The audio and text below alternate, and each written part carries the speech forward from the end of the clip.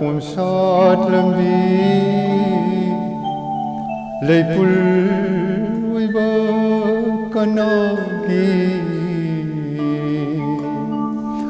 นาปกินาจูอิรูรูสัตโลกโคสิงเอลีงาดังตะปุ่มสอดลำบีเลยปุลวิบกันนากีนาปกินาจูอิรูรูPagi nasu oirulu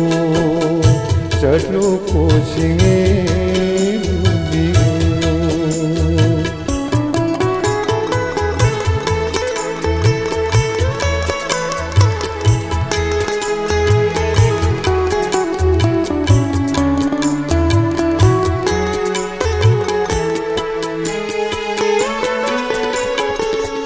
Nataroi kanadatam Lang tak na ban khoi daru Nataroi kanadatam Lang tak na ban khoi daru Nasabi kanadaliru ganu Ning kai yau khi bani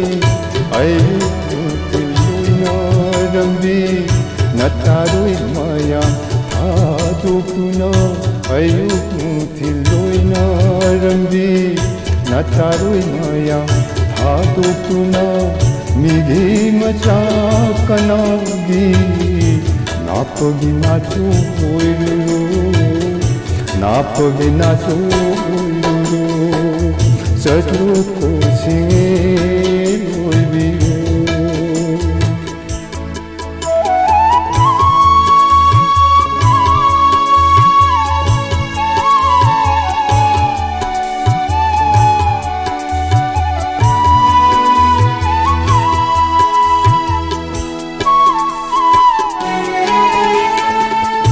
Annamukayeng tharamu dolai thaki sallu Annamukayeng tharamu dolai thaki sallu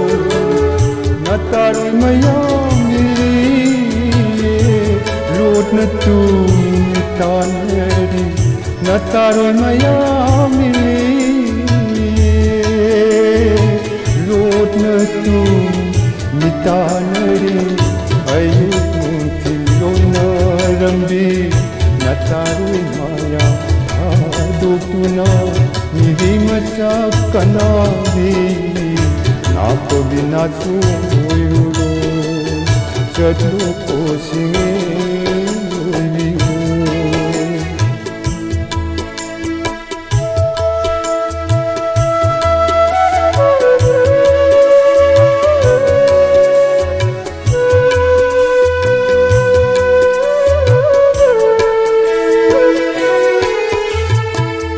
Apupi palem kai narani Anub palem galoi narani Apupi palem kai narani Anub palem galoi narani Panthau sangai thadu tuna Mande changa yaurani Ayuk tiloi narambi Tulsi brinda adukuna ayuk tiloi na rambi tulsi brinda adukuna laiba khaba mahaki napagi nachu oiruru napagi nachu oiruru satlo ko singe oiri ngarang ta punsar lambi leipul Kanagi napagi nachu oiruru napagi nachu oiruru napagi nachu oiruru Tan jagraba isai sigi saisagliba ahibam bormani Mathang damuk lakhotchari ahibam syamna sagliba isai chana binangi napada Sarat Arambamꯒꯤ ꯃꯌꯦꯛꯇ ꯁꯛꯂꯤꯕ ꯏꯁꯩ ꯈꯨꯗꯣꯜ ꯇꯝꯖꯔꯤ. Sanabi, Sanabi, Sanabi nangi napada.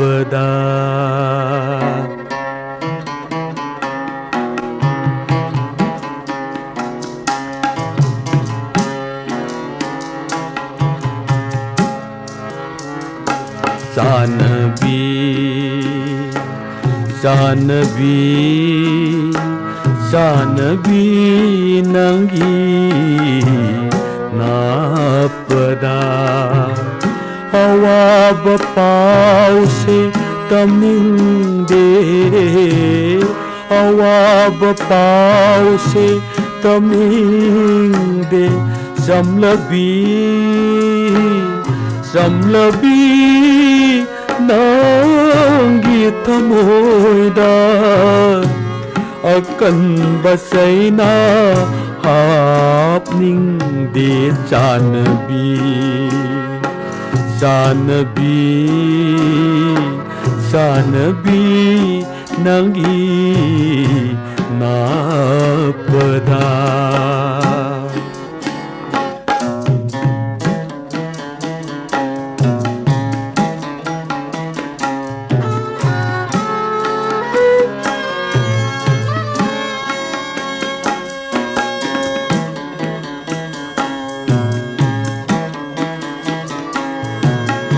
Kanbasu nang gita kanba, tibasu nang buta tiba. Kanbasu nang gita kanba, tibasu nang buta tiba. Ngai basu itanta ngai basu itanta ngai ba han basu idom tahan ba. Sanabi, Sanabi, Sanabi nangi napada.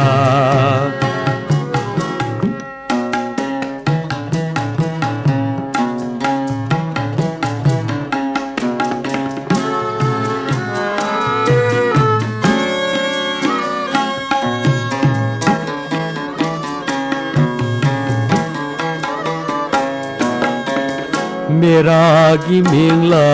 bathabal aigi aseng bathamoini. Meragi mingla bathabal aigi aseng bathamoini. Wakjingi ingla baunka, wakjingi ingla baunka. Ai haki phamla ba pirani. Sanabi, Sanabi, Sanabi nangi napada. Awaba pau se taming de, awaba pau se taming de. Samlabi, samlabi nangi thamoida akan basaina hapning de Sanabi, Sanabi, Sanabi nangi napada.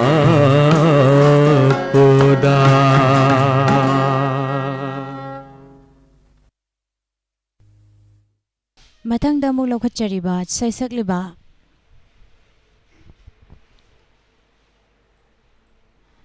Akoizam Usarani mahaki isay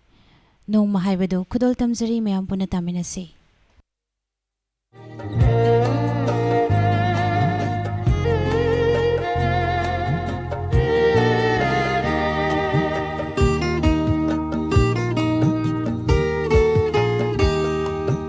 ꯅꯣꯡꯃ ꯍꯥꯏꯕꯗꯣ ꯅꯣꯡꯃ ꯍꯥꯏꯕꯗꯣ ꯀꯩꯗꯧꯉꯩꯅꯣ ꯂꯥꯛꯇꯧꯕ ꯅꯣꯡꯃ ꯍꯥꯏꯕꯗꯣ ꯅꯣꯡꯃ ꯍꯥꯏꯕꯗꯣ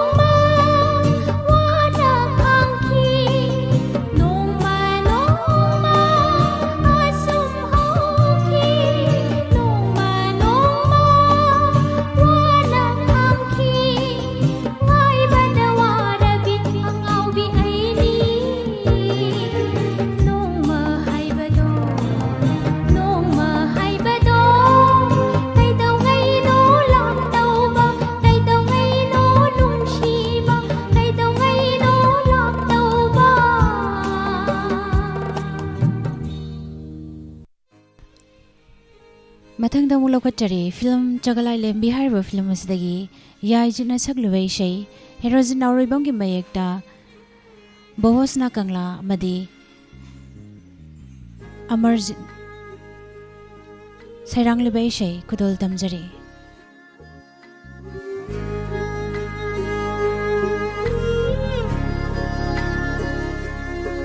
नंगी खोंजे ताररो तारुरागा हेलक इनुंगशिबा लापथोक लगे खल्लीबा थमोइना थेमलकनी नंगी नुंशिवाहिना नातेरगे खल्ली नफमदगी ताररोय नंगी थेमजिन वाहै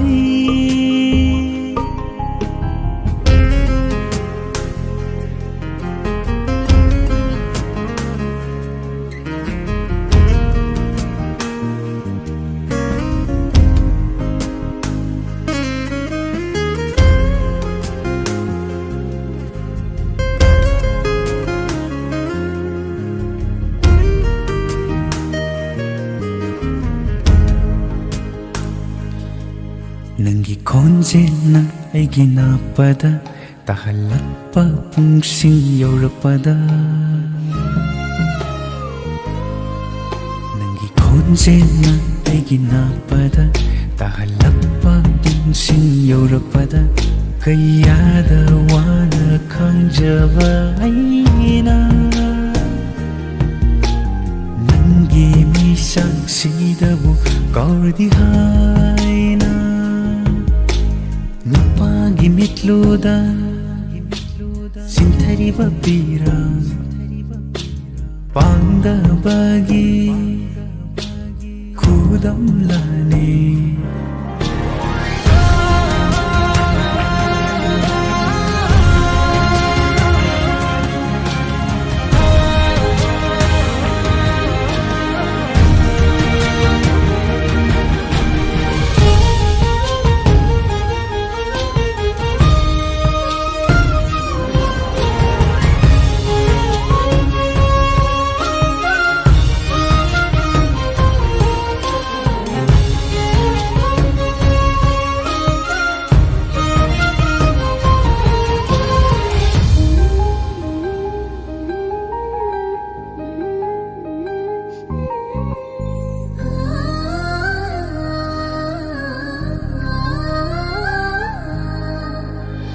Asibabu kidaba kannalai Asibabu pamlagle punsina Asibabu kidaba kannalai Asibabu pamlagle punsina Mungpam takta hiblaba tumda Kawangani nangi wakal Mungpam takta hiblaba tumda Kawangani nangi wakal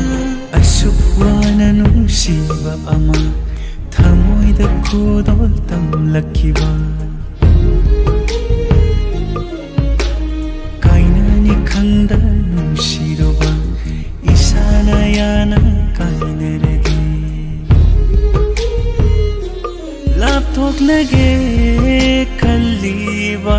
Thamoina Themlakani nangi nungsiwahaina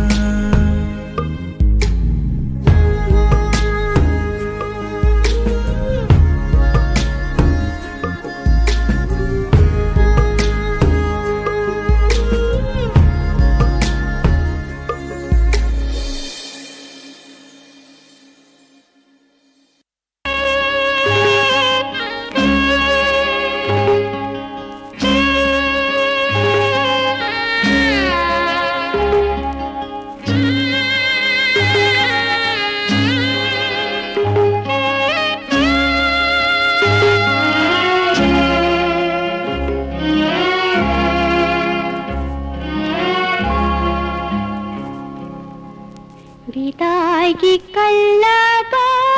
जैनाशे करम न खांगु हाय बगे मिकु मतंग उदाबदा लैंगमदाबा आईगी थामोनी बिदागी कल्लाबा जैनाशे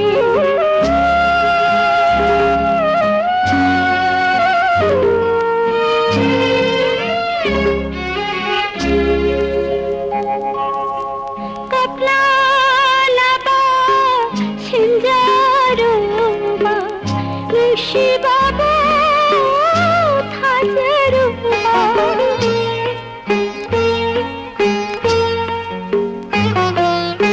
कपला लाबा शिंजारुबा शिबाबा थाजरुबा आई तगी इरान ओरमले इदो कब्जा बनाता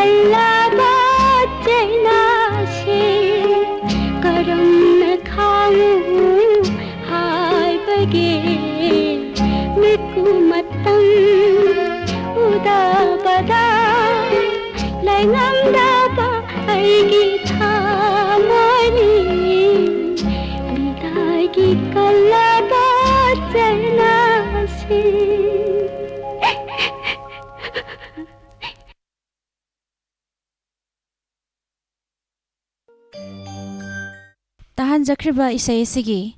सैसक्लिबी आरामबम Jamuna मथंग दमुलो खचरी चाकटेक film असदगी Pushparani अमदि नावे अनि पुना सकमिनरिबा इसै सैसिगी शेरेंबा मदि चरांबा Jiten खाइदम थमोय नुंगी नुंशिबा खुदोल तमजरी तामिनसे थमोय नुंगी नुंशिबा phong padi ngom jade ikai thibi oi ro bana pakhang oi bana kada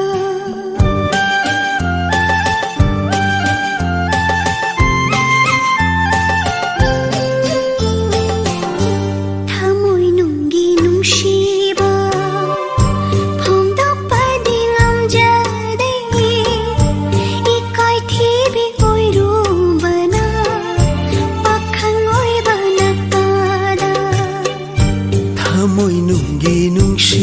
ꯅꯨꯡꯁꯤꯕ ꯐꯣꯡꯗꯣꯛꯄꯗꯤ ꯉꯝꯖꯗꯦ ꯂꯥꯏꯔ ꯃꯆꯥ ꯑꯣꯏꯔꯨꯕꯅ ꯅꯤꯡꯉꯣꯜ ꯑꯣꯏꯕꯤ ꯅꯥꯀꯥꯗ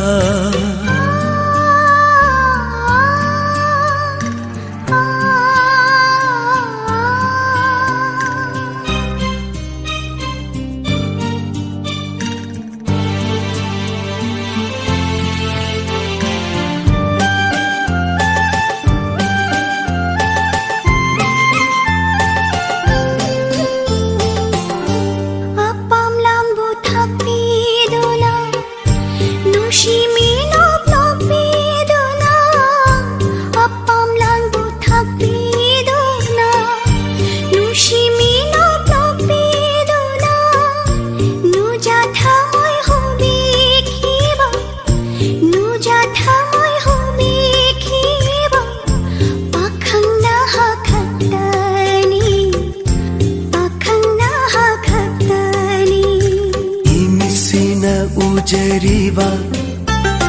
ꯅꯤꯡꯉꯣꯜ ꯑꯣꯏꯕꯤ ꯀꯌꯥ ꯂꯛꯇꯩ 이미시나 우제리바 닝올 오이비 카야라떼 파캉 타모이 코이다 자바 닝올 오이비 낭떠니 닝올 오이비 낭떠니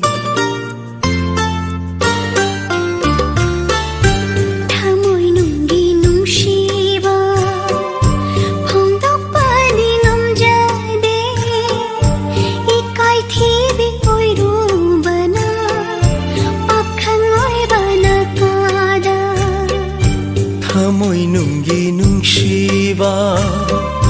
Phongdokpadi ngamjade Laira macha oirubana Ningol oibi nakada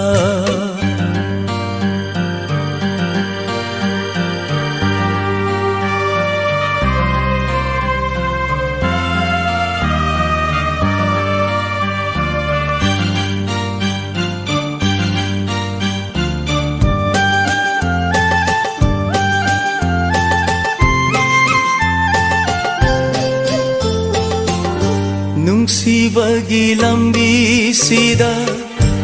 ꯎꯅꯔꯔꯦ ꯅꯪꯒ ꯑꯩꯒ ꯅꯨꯡꯁꯤꯕꯒꯤ ꯂꯝꯕꯤꯁꯤꯗ ꯎꯅꯔꯔꯦ ꯅꯪꯒ ꯑꯩꯒ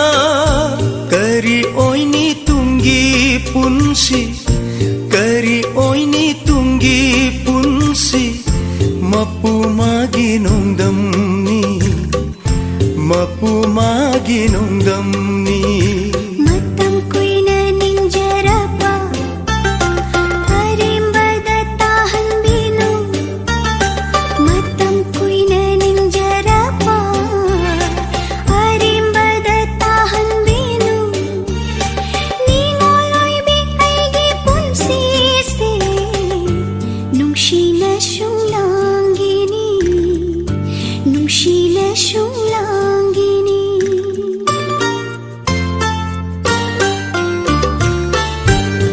Moy nunggi nungsiba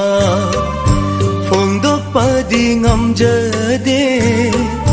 Laira macha oirubana Ningol oibi nakada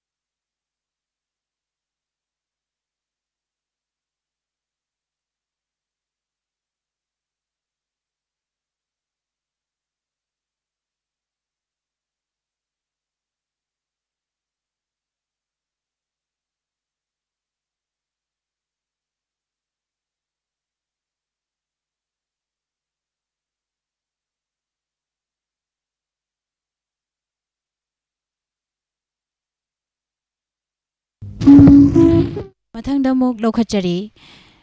ꯈꯥꯡꯉꯨ ꯊꯛꯀꯤ ꯁꯤꯡꯒꯥꯔꯩ ꯑꯔꯤꯕꯝ ꯇꯣꯝꯕꯤꯁꯅꯥꯅ ꯁꯔꯃꯅ ꯁꯛꯂꯤꯕ ꯏꯁꯩꯅꯤ ꯈꯨꯗꯣꯜ ꯇꯝꯖꯔꯤ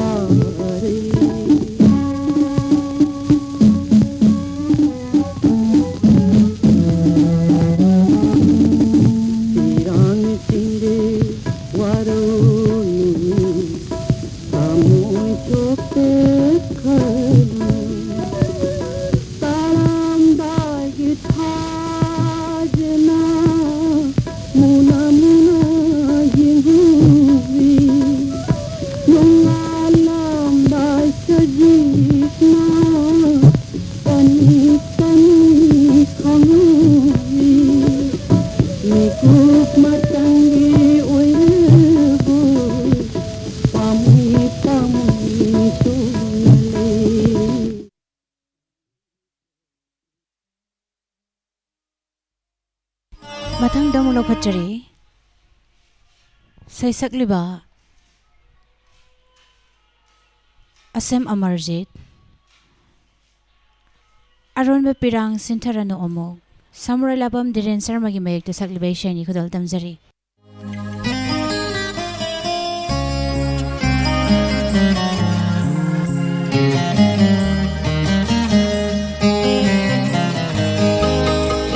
ꯑꯔꯣꯟꯕ ꯄꯤꯔꯥꯡ ꯁꯤꯟꯊꯔꯅꯨ ꯑꯃꯨꯛ ꯅꯪꯒꯤꯇ ꯅꯠꯇꯦꯅꯦ ꯄꯨꯟꯁꯤꯗ ꯀꯥꯏꯅꯕ ꯅꯤꯡꯉꯝꯗ ꯋꯥꯈꯜ ꯈꯜꯂꯨꯔꯅꯨ ꯑꯃꯨꯛ ꯄꯨꯟꯁꯤꯗ ꯇꯝꯂꯥ ꯃꯇꯝꯗꯣ ꯀꯥꯏꯅꯕ ꯑꯔꯣꯟꯕ ꯄꯤꯔꯥꯡ ꯁꯤꯟꯊꯔꯅꯨ ꯑꯃꯨꯛ ꯅꯪꯒꯤꯇ ꯅꯠꯇꯦꯅꯦ ꯄꯨꯟꯁꯤꯗ ꯀꯥꯏꯅꯕ ꯅꯤꯡꯉꯝꯗ ꯋꯥꯈꯜ ꯈꯜꯂꯨꯔꯅꯨ ꯑꯃꯨꯛ ꯄꯨꯟꯁꯤꯗ ꯇꯝꯅ ꯃꯇꯝꯗꯣ ꯀꯥꯏꯅꯕ ꯑꯔꯣꯟꯕ ꯄꯤꯔꯥꯡ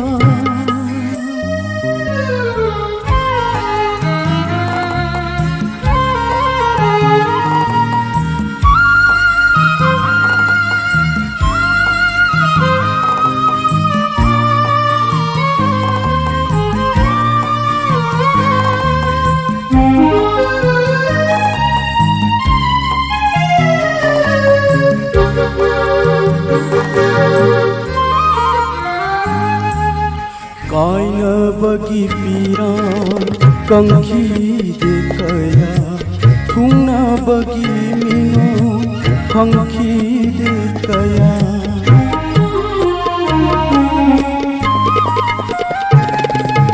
कायनबगी पीरां कंखीदे कया थुंगनबगी मिनो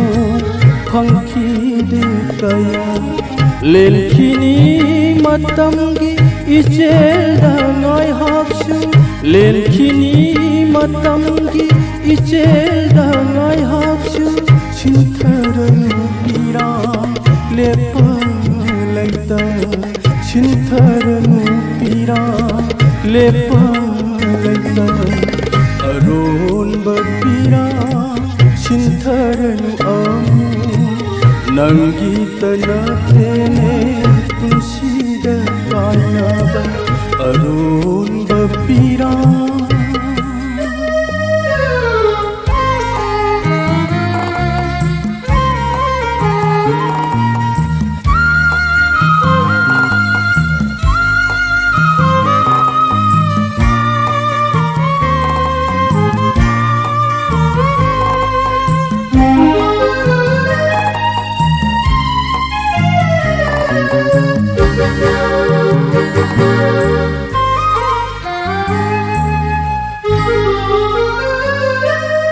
ꯍꯧꯈꯤꯕ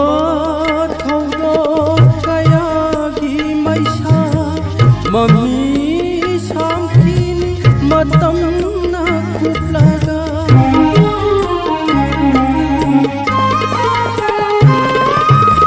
ꯍꯧꯈꯤꯕ ꯊꯧꯗꯣꯛ ꯀꯌꯥꯒꯤ ꯃꯩꯁꯥ ꯃꯃꯤ ꯁꯥꯡꯈꯤꯅꯤ ꯃꯇꯝꯅ ꯀꯨꯞꯂꯒ ꯄꯨꯟꯁꯤꯒꯤ ꯃꯤꯀꯨꯞꯇ ꯑꯣꯠꯄꯤꯔꯕꯤ ꯅꯪꯅꯤ ꯅꯣꯛꯎ ꯉꯁꯤꯒꯤ ꯄꯨꯟꯁꯤꯗ ꯑꯃꯨꯛ ꯄꯨꯟꯁꯤꯒꯤ ꯃꯤꯀꯨꯞꯇ ꯑꯣꯠꯄꯤꯔꯕꯤ ꯅꯪꯅꯤ ꯅꯣꯛꯎ ꯉꯁꯤꯒꯤ ꯄꯨꯟꯁꯤꯗ ꯑꯃꯨꯛ ꯑꯔꯣꯟꯕ ꯄꯤꯔꯥꯡ ꯆꯤꯟꯊꯔꯅꯤ ꯑꯃꯨꯛ ꯅꯪꯒꯤꯇ ꯅꯠꯇꯦꯅꯦ ꯄꯨꯟꯁꯤꯗ ꯀꯥꯎꯅꯕ ꯅꯤꯡꯉꯝꯗ ꯋꯥꯈꯜ ꯈꯜꯂꯨꯔꯅꯨ ꯑꯃꯨꯛ ꯄꯨꯟꯁꯤꯗ ꯇꯝꯂ ꯃꯇꯝꯗꯣ ꯀꯥꯏꯅꯕ ꯑꯔꯣꯟꯕ ꯄꯤꯔꯥꯡ ꯆꯤꯟꯊꯔꯅꯤ ꯑꯃꯨꯛ ꯅꯪꯒꯤꯇ ꯅꯠꯇꯦꯅꯦ ꯄꯨꯟꯁꯤꯗ ꯀꯥꯏꯅꯕ ꯑꯔꯣꯟꯕ ꯄꯤꯔꯥꯡ ꯆꯤꯟꯊꯔꯅꯨ ꯑꯃꯨꯛ ꯑꯔꯣꯟꯕ ꯄꯤꯔꯥꯡ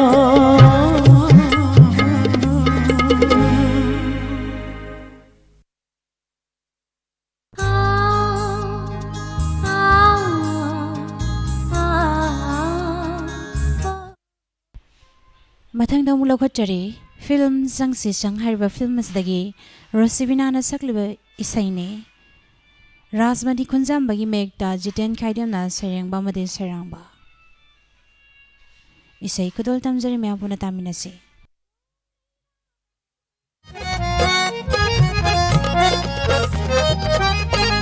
चिन्बिनाबा लैत्रबा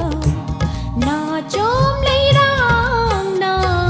हांगलबा समझिबु येंगलगा तेंखारी येंगबिनाबा लैत्रबा सगयेंग मिंगशेलना नुजागी मतंबु उरगा कपचरी चिन्बिनाबा चिन्बिनाबा चिन्बिनाबा लैत्रबा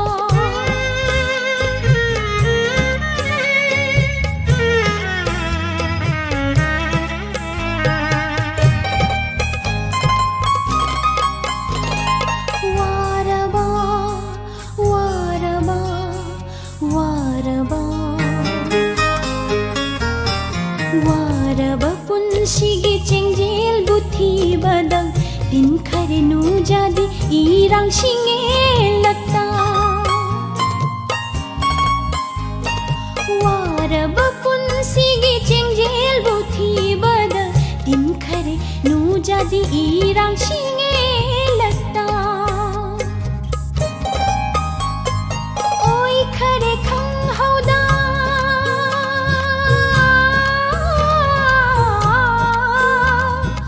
ओई खरे खंग हौदा चमलबी पुन्सिदी लौनम्ब कयागी थमोइगी मिताफम चिन्बिनाबा चिन्बिनाबा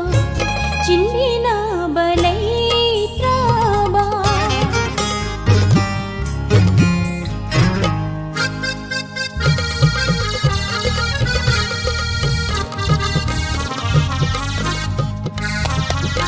नंबु नुंसिजबा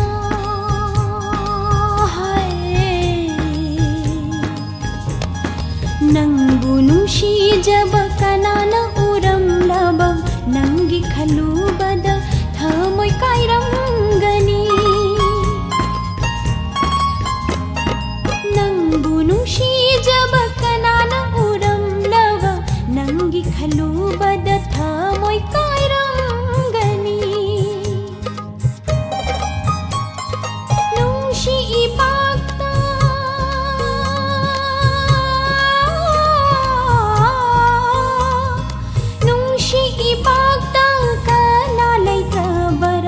ꯍꯥꯡꯂꯕꯤꯅ ꯍꯛꯀꯤ ꯊꯃꯣꯏꯒꯤ ꯋꯥꯀꯠꯐꯝ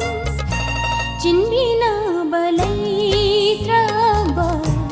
ꯅꯥꯆꯣꯝ ꯂꯩꯔꯥꯡꯅ ꯍꯥꯡꯂꯕ ꯁꯝꯖꯤꯕꯨ ꯌꯦꯡꯂꯒ ꯇꯦꯡꯊꯥꯔꯤ ꯌꯦꯡꯕꯤꯅꯕ ꯂꯩꯇ꯭ꯔꯕ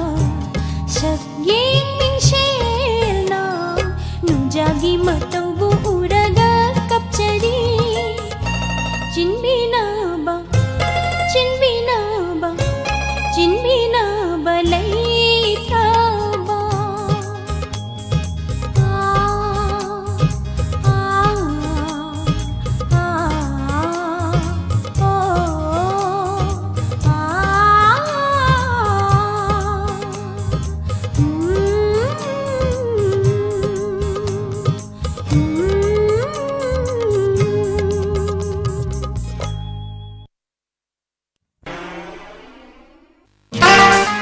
Matang mula kwachari ingin dia tia films dagi satanandana sakliba ishay moirang tem imogi layta arkes dena sarang iba ishay ni kadol tamjari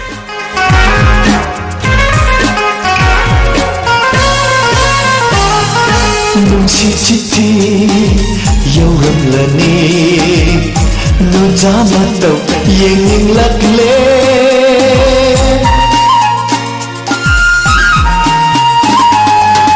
Nungsi chithi yauramlani nuja matau yenging lakle Pau khung ama piraklani Chagla thamoy laytarani laytarani Nungsi chithi yauramlani nuja matau yenging lakle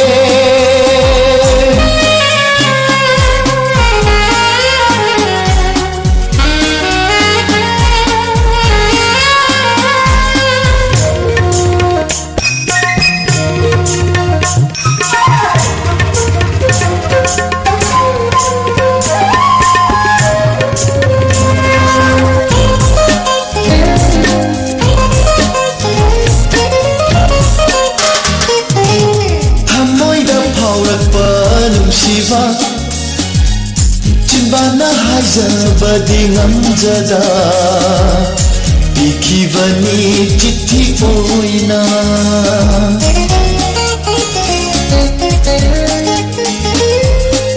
Thamoida phaurakpa nungsiba Chimbana haizabadi ngamjada Ikhibani chithi oina Harau tayamna lauri gadara ngauchat nare nungsiwa kanda Nungsi chithi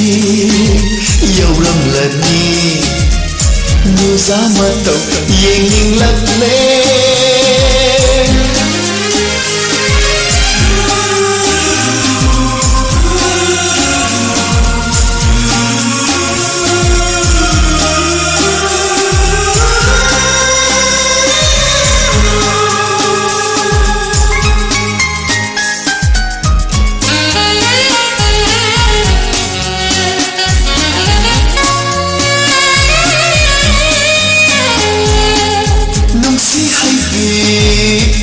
lava thamoy ama palam lava ngasi ingin di atia sidana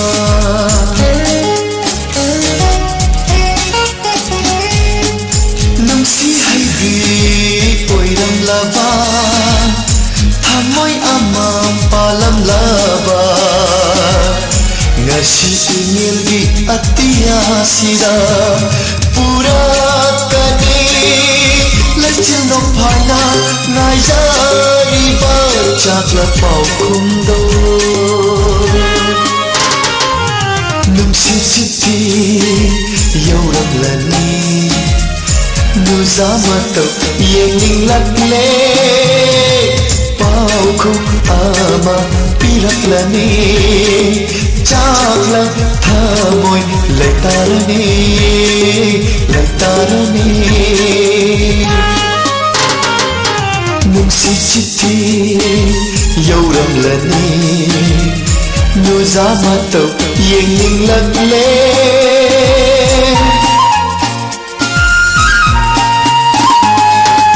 Nungsisithi yauramlani Nuza matau yengning lagle Pau khum ama piraklani Chakla thamoy letarani letarani letarani hey letarani letarani oh letarani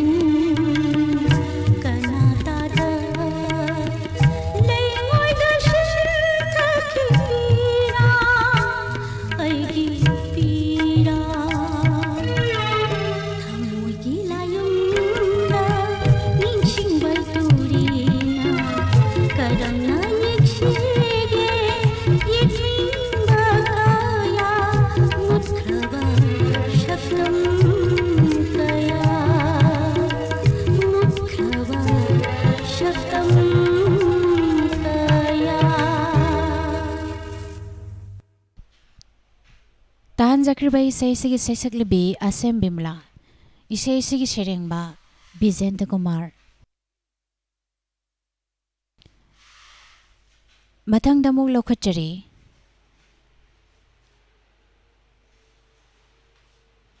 ꯑꯩꯒꯤ ꯏꯔꯥꯜꯅꯤ ꯐꯤꯂꯝꯗꯒꯤ ꯕꯤꯀ꯭ꯔꯝ ꯑꯗꯤꯇ꯭ꯌ ꯑꯃꯗꯤ ꯔꯣꯁꯤꯕꯤꯅꯥꯅꯤ ꯄꯨꯟꯅ ꯁꯛꯃꯤꯟꯅꯔꯤꯕ ꯏꯁꯩ ꯈꯨꯗꯣꯜ ꯇꯝꯖꯔꯤ, ꯇꯥꯃꯤꯟꯅꯁꯤ.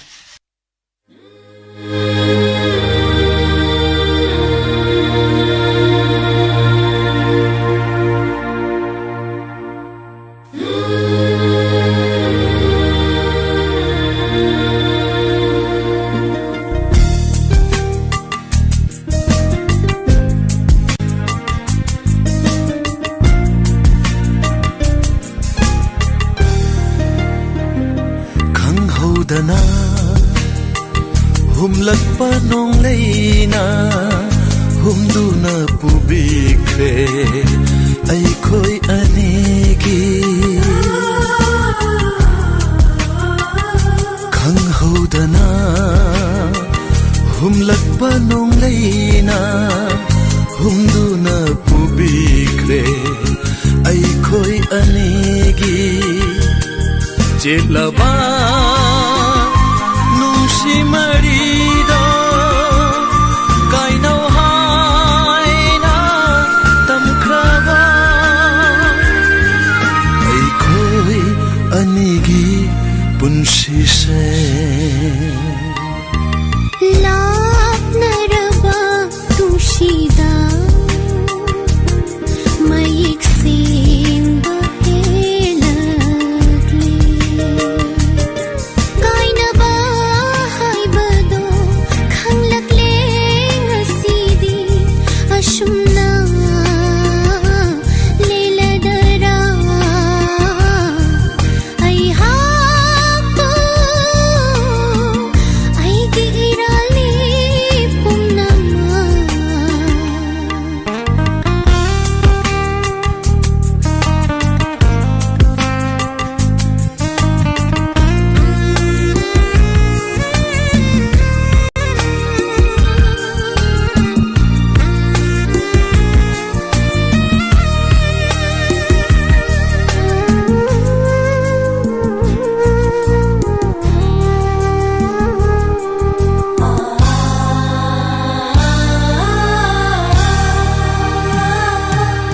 nangna chatkhiba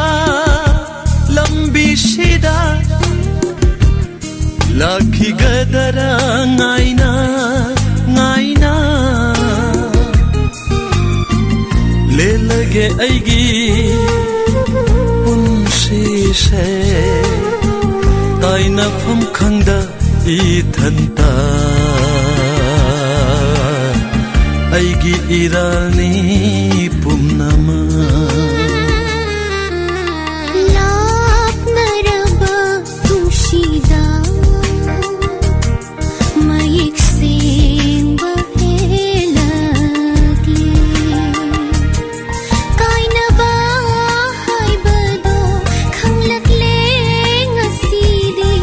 ashumna leladara ai hapo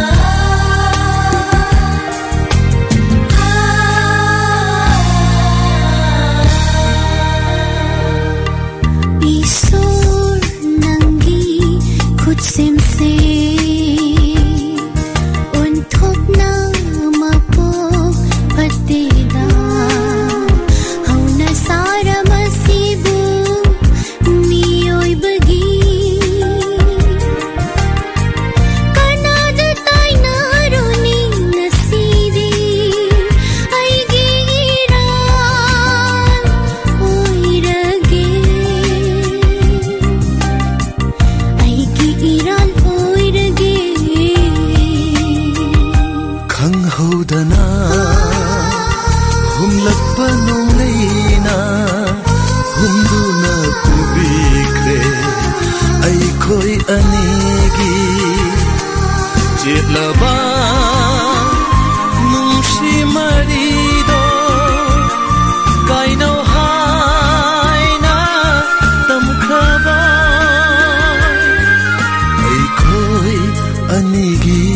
punsi se ai khoi anigi punsi se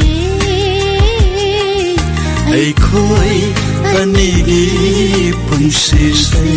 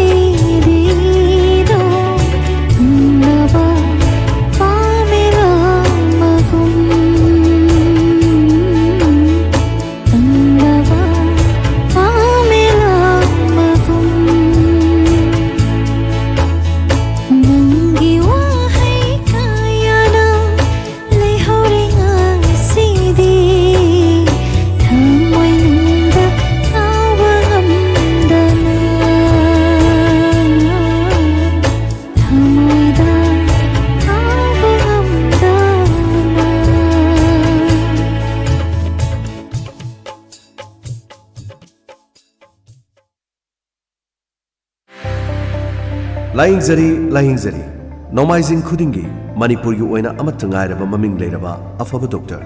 ꯑꯣꯔꯊꯣꯄꯦꯗꯤꯛ surgeon join ꯔꯤꯄ꯭ꯂꯦꯁꯃꯦꯟꯠ ꯍꯥꯏꯔꯤꯕ ꯑꯁꯤꯒꯤ doctor ꯑꯁꯤ ꯂꯦꯡꯕꯤꯔꯛꯇꯨꯅ ꯈ꯭ꯋꯥꯡ ꯅꯥꯕ ꯈꯨ ꯅꯥꯕ ꯇꯥꯡ ꯆꯤꯛꯄ ꯁꯔꯨ ꯇꯦꯛꯄ ꯁꯔꯨ ꯄꯥꯊꯔꯛꯄ ꯃꯈꯜ ꯈꯨꯗꯤꯡꯒꯤ ꯁꯔꯨꯒꯤ ꯑꯅꯥꯕ ꯑꯃꯁꯨꯡ ꯁꯤꯡꯂꯤ ꯅꯥꯎꯔꯤ ꯃꯄꯥꯡꯒꯜ ꯁꯣꯟꯊꯔꯛꯄ ꯂꯣꯏꯅꯅ ꯁꯦꯜ ꯌꯥꯝ ꯇꯤꯡꯅ ꯃꯄꯥꯟ ꯂꯩꯕꯥꯛꯇ ꯆꯠꯂꯨꯗ꯭ꯔꯕꯁꯨ ꯌꯥꯔꯕ ꯅꯤ ꯔꯤꯄ꯭ꯂꯦꯁꯃꯦꯟꯠ ꯍꯤꯞ ꯔꯤꯄ꯭ꯂꯦꯁꯃꯦꯟꯠ ꯍꯥꯏꯔꯤꯕꯁꯤꯡ ꯑꯁꯤ ꯇꯧꯕꯒꯤ ꯈꯨꯗꯣꯡꯆꯥꯕꯁꯨ ꯐꯪꯂꯕ ꯑꯗꯨꯒꯨꯝꯕ ꯗꯣꯛꯇꯔ ꯑꯁꯤ ꯂꯦꯡꯕꯤꯔꯛꯇꯨꯅ ꯂꯥꯌꯦꯡꯕꯒꯤ ꯈꯨꯗꯣꯡꯆꯥꯕ ꯐꯪꯕꯤꯔꯒꯅꯤ ꯑꯌꯨꯛ ꯄꯨꯡ 9ꯗꯒꯤꯅ ꯄꯨꯡ 10 ꯐꯥꯎꯕꯗ ꯈꯨꯗꯣꯡꯆꯥꯕ ꯑꯁꯤ ꯄꯤꯖꯔꯤ ꯃꯐꯝꯅ ꯗꯦꯅꯤꯌꯦꯜ ꯃꯦꯗꯤꯀꯦꯜ ꯁ꯭ꯇꯣꯔ ꯀꯛꯆꯤꯡ ꯁꯨꯄꯔ ꯃꯥꯔꯀꯦꯠ ꯃꯣꯕꯥꯏꯜ ꯅꯝꯕꯔ 9856245265 ꯑꯃꯨꯛ ꯍꯟꯅ 9856245265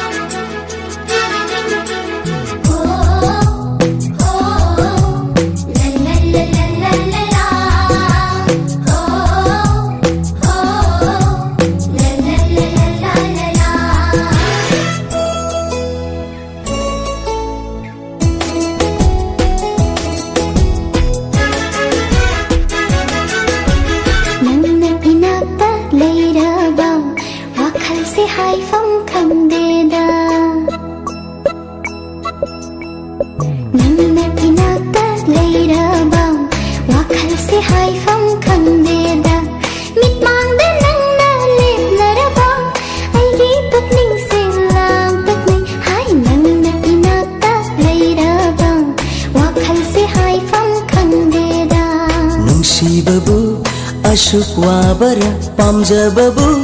ꯑꯁꯨꯝ ꯇꯧꯕꯔ ꯅꯨꯡꯁꯤꯗ ꯅꯨꯡꯁꯤꯕꯤ ꯅꯪꯁꯦ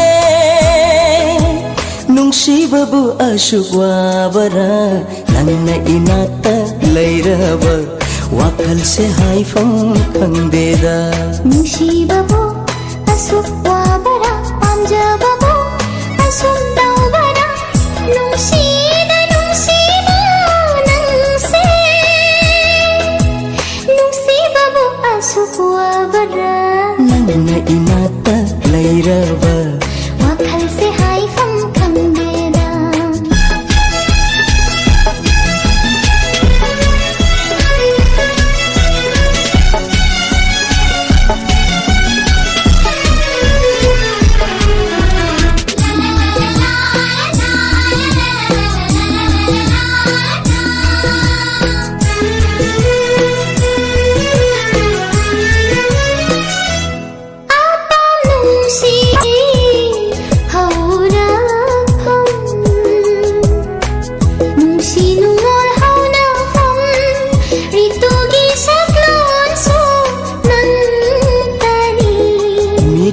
khuding nang tani thawai oi bina hakse punsini aigidi ngau jeriba khangbiyu ne nang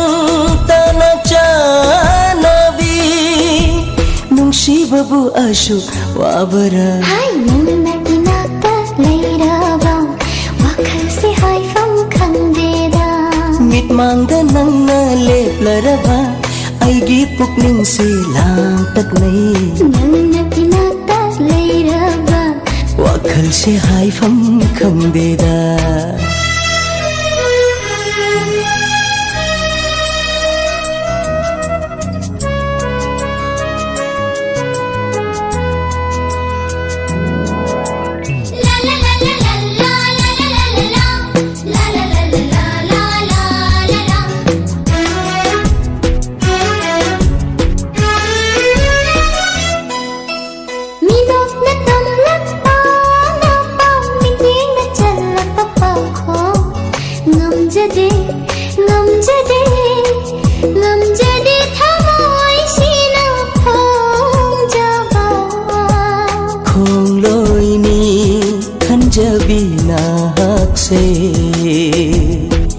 panthum tani aina pamjaba khangbiyu ne nang tana chanabi nungsibabu ashu wabara hai nangna inakta leiraba wakhal se haifam khangdeda mitmangda nangna leplaraba aigi pukning se lang taknai nangna inakta leiraba wakhal se haifam khangdeda nungsibabu ashuk wabara pamjababu ashum tawbara nungsida nungsibi nangse nungsibabu ashuk wabara nangna inakta leiraba wakhal se haifam khangdeda mitmangda nangna leplaraba aigi pukning se lang taknai nangna inakta leiraba wakhal se haifam khangdeda tahan jakribai se si film ai amuk halakini film asidagi mandakini amadi nawoi ani puna sangminaribai shaine mathangda mula khotchari hawam promilana saklibai shay challamba paukhom kaisham priya kumar gi mayekta saklibai shaine kudal tamjari mayam puna taminase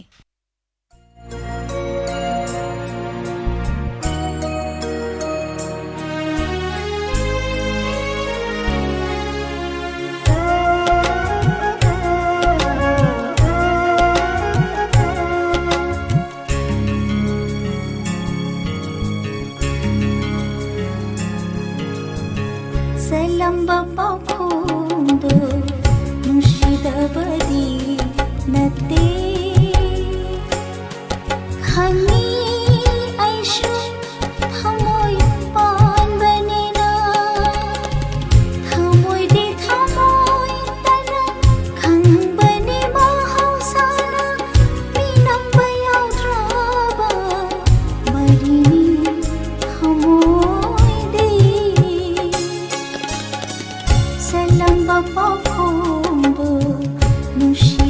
ನುಸಿದಬದಿ ನತ್ತೆ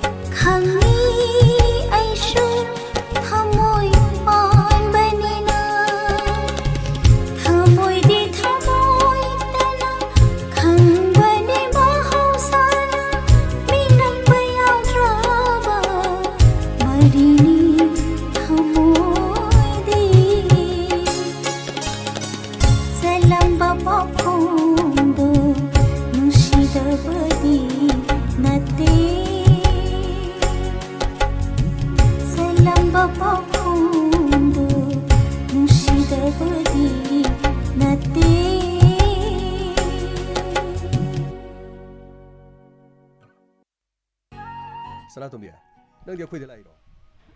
Tamoda kainomda hangena lakpani. Kari leirege.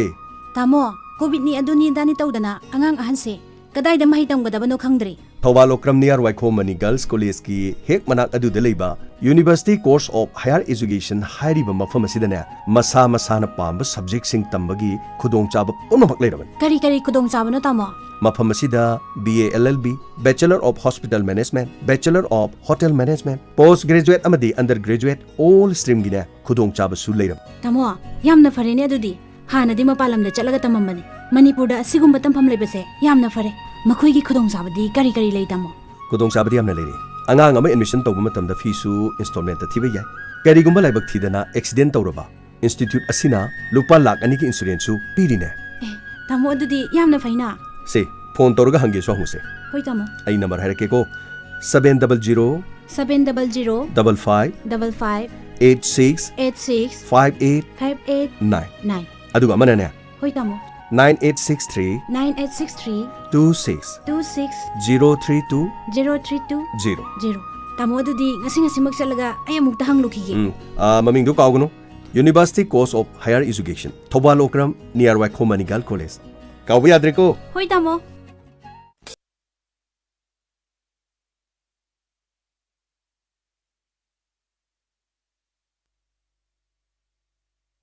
Matangda mula ko chari film hang hariba film asdagi nungshi bisho nang tani pamu bisho nang tani Amarjit amadi Pusparani Pepe Lashang temgi mayekta Rahul Blue na serang lebay shayne kudol tamjari taminasi.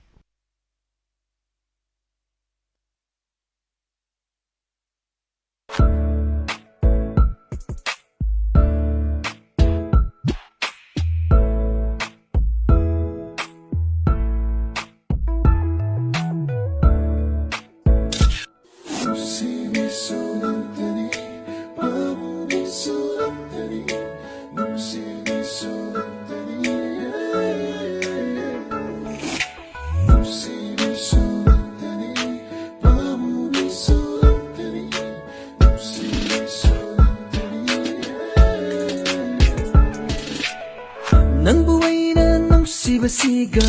nang buhay na pamjabasiga masipong base nang na kangbidari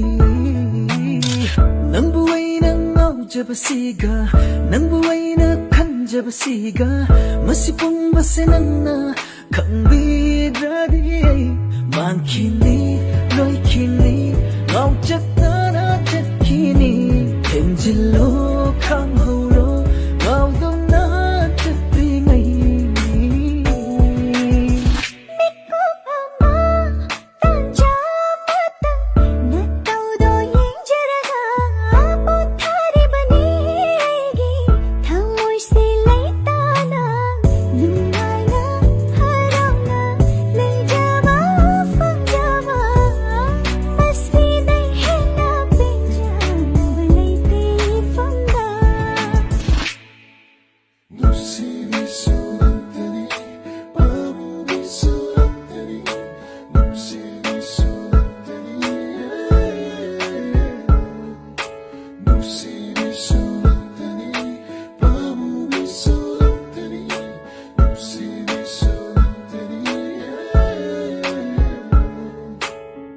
Tariba konjel kuding nangi oirami Yeng luba mit fang kuding nangi oirami Ay napamba kuding magnangon da yorami Nung si haiba kuding su nangon da lairami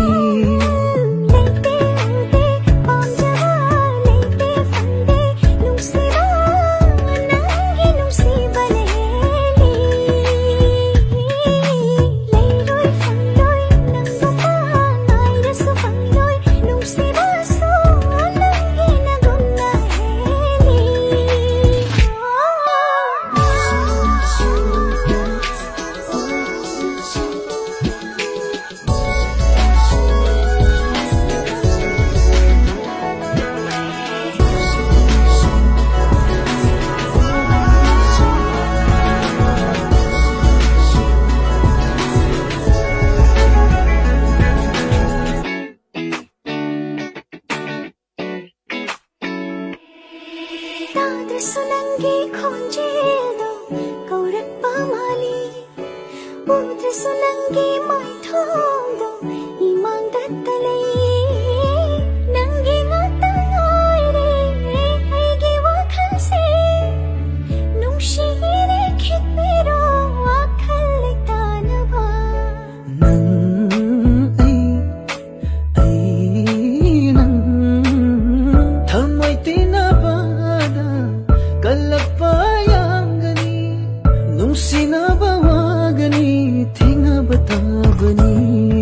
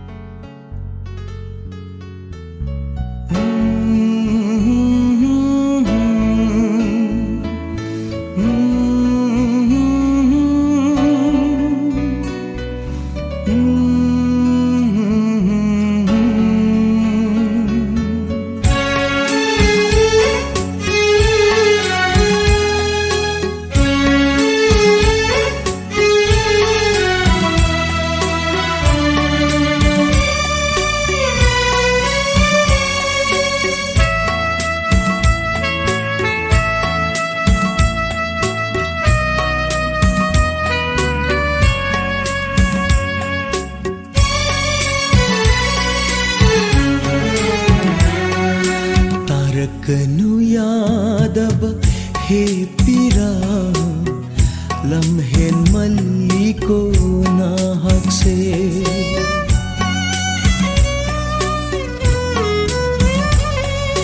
तारकनु Yadav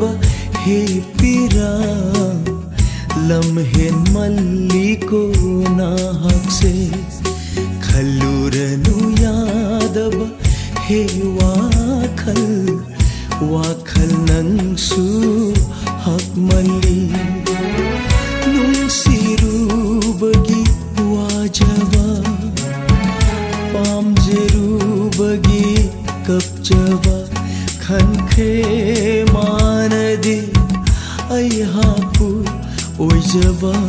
थीबा नुंशिबा नुंशिबा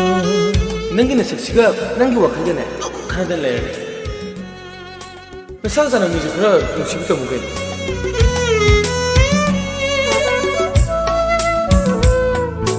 दानोंगिंदी तुपी मसक फजबा कायदे फंगनेगेने नसक हायरे खुथी मा कुचु हायरे तिकीना कइदौलुने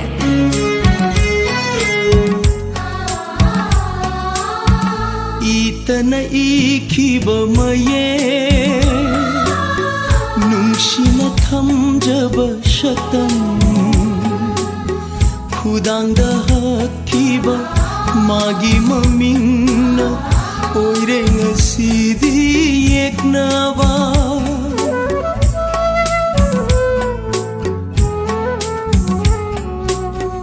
itana ikiba maye nungshina thamjaba shatam khudangda hakiba magi mamingna oire ngasidi yeknawa mamal yaudaba punsigum khanbire nangna aibu simatangdi haining ninafamda तारकनु Yadav हे पीरा लम्हेन मल्ली को नाहक से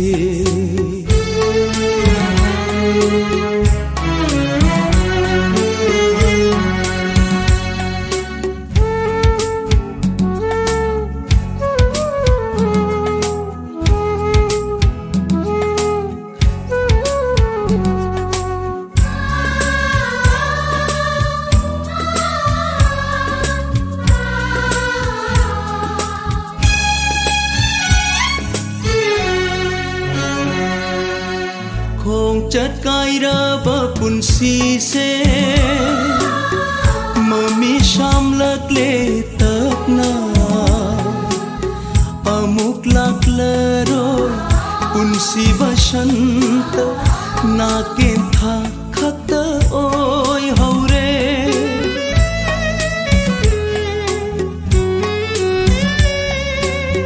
खों चटकाइरबा पुंसी से mummy शामलकले तपना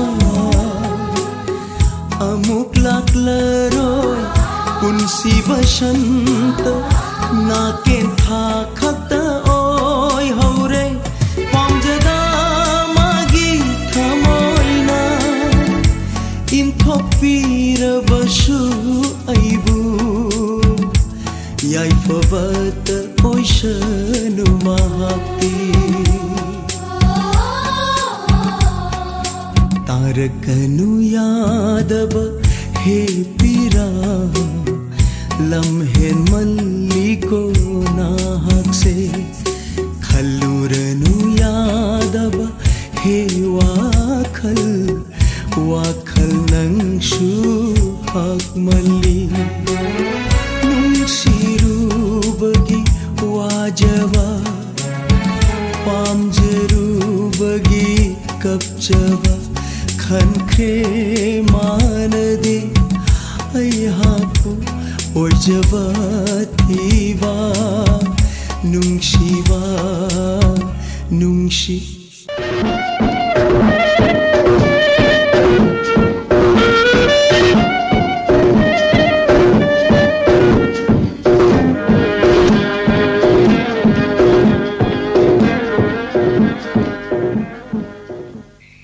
ꯀꯗꯥꯏꯗ ꯆꯠꯂꯤꯕꯅꯣ ꯃꯁꯤꯒꯤ ꯑꯉꯥꯡ ꯑꯁꯤꯅ ꯍꯧꯖꯤꯛ ꯐꯥꯎꯕ ꯍꯟꯖꯤꯜꯂꯛꯇ꯭ꯔꯤꯕꯁꯤꯕꯨ ꯉꯟꯇꯥꯅ ꯍꯜꯂꯛꯑꯣꯏꯅ ꯍꯥꯏꯈꯤꯕꯅꯤ ꯆꯠꯍꯟꯈ꯭ꯔꯒ ꯉꯟꯇꯥ ꯍꯟꯖꯤꯜꯂꯛꯑꯣ ꯆꯠꯇ꯭ꯔꯤꯉꯩꯗ ꯆꯠꯈꯤꯅꯣꯅ ꯈꯪꯍꯧꯒꯦꯗꯤ ꯍꯥꯏꯗꯦ ꯑꯣ ꯆꯠꯇꯕꯁꯨ ꯌꯥꯔꯤꯕ꯭ꯔꯣ ꯄꯥꯈꯪ ꯐꯔꯛꯑꯕꯅꯦ ꯆꯥꯎꯔꯛꯑꯕꯅꯤꯅꯅꯦ ꯃꯃꯥꯟꯅꯕ ꯇꯤꯟꯅꯔꯤꯕ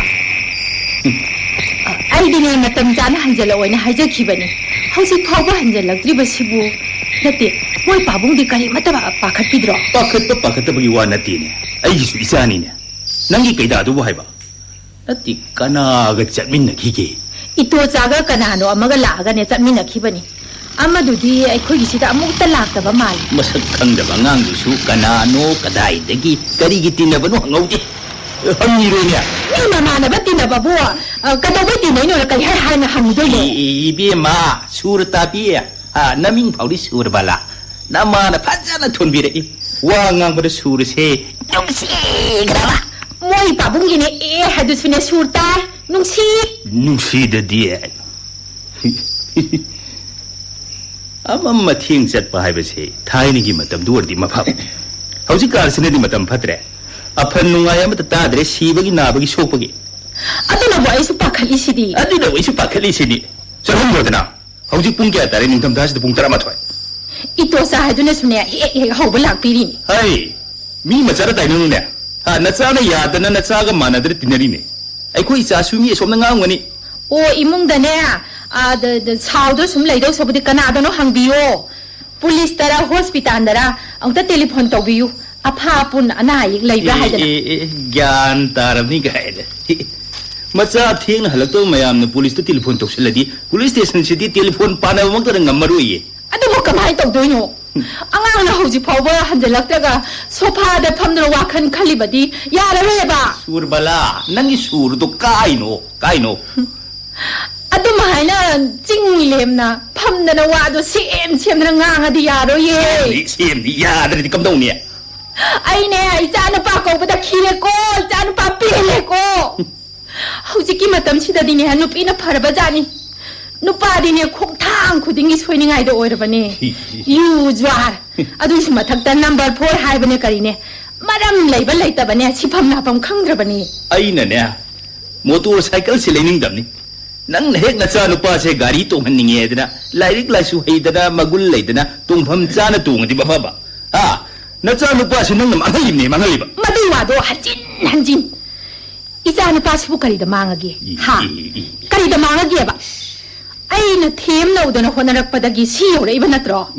나자가 난게 핵 운나바가네 사우갓 나가다바기 아두 올람라바디 나자세 나나 망하마담니 마마나바다 마히 마싱 담을로이나데나 타바 인칸 다우노 파우 야오래 마라 랑페리 차히 망아 라이크 담마가 비 바발로이나기에 아두 순이네 한진다디 넌이 밥 숭다다데 나마나 자마나들 루파 라국수 hundure나 마나 hundu이 빠차도 아이나 로이나 싱니 싱게더니 해 마시노 비시가 왕나납지디 코이도우제 사이다 잉라지다 하이너랍니바 Mother is the best teacher. 안강기디 마마 하이버스는 콰이디 파보자니. 하이너랍미시 쫑그럽자니. Mother is the best teacher. 마빠나 거리야. 마빠나 father. 이씨. 야, 칸카바 하이크라바 자리냐. 콜레지 오자 까이시디야. 아이코이디냐 칸만 라우만은 이쁘 이까이디. 이베마 이까이 티겐 오이. 아이코, 너무 말리. 범불라오 어머니다. 혹시 뭐 까다이다기 범불라노? 까나나 다도이노. 마음 마랑 강자 나티다. 사도 살파보는 톡비루게라. 동강봉방 버럭시다. 혹시 또 범불라 말리 하이키다이냐? 오이네 범불라오 이래 버리 파이네. 나티 낭는 우미니 칼라가 아이 잘루주 하리두고 가리노. 아이 시비시바 야라바바. 달리다 아이 어원어원해 짜르다나. 미나 노모이 말리 하이라가나 마나 범불라니 하이. bombola oirabadi nazadu thibiruro haragadana nongmai oiramlena kiyenina nang sunina ono charidia aina bombola oiramgani hai ka dana nang nongmai oiramgani ka aina haide nongmai oiramgani getanam nongmai ne getan jammeba nachalu pa thiba chaling ba tangara bombola ni haire ako nongmai nida nongmai malin he ai ngak thosra biko ngarang si mang na mang ngai ti bane as ai yam pakhleba sai ki di nang ju mangi wa ga ji hai di ne be ma ka shu toro moi war mu ai mang yam nungai ram debo mang de kari uram ge mangdo ai tam ma phawba ki hai sin ai yam sing na leda ka shu toro moi marai na halak se ni ba adu nate moi pabung gi khangna ba o si ma le gai dai ne adu da telephone ka dong to bi ka dong ge lei ne nate I pau dong ta di lo bi ba se loge se yam pakhle engage lei ne hospital lom da am to bi aso pan asi na ka lei bra na ha na ta to bi ko tauge hospital su engage lei mai telephone si bo sam tin na ri si bo a chau bo go to na ma thola ba ja lai mi asa yam sing na le da si su pang song da cho kai su tawro moi da nang bo pakhat mang wa ba he mang re ne ai hairis ni ka su tawro moi ba ai ngon sing na ba thuk lau ba khudam ma ta pang di oi hakum sarju gari na theng na lai khida ba duti adudi aina nana hana ngon nangon da hai khidra mana sakhi ba da aina hai khidro asidi isa si kaino mi tau tawi ningjing mangjing nei hai ki aina hai bang hag leraga telephone la khidana sarju hospital da leitre lai numitu dugi phana kuinai telephone ki khidana ado police da amuta ga yeng biyo ba engage tawram khini hawani mang dum tamu ta si se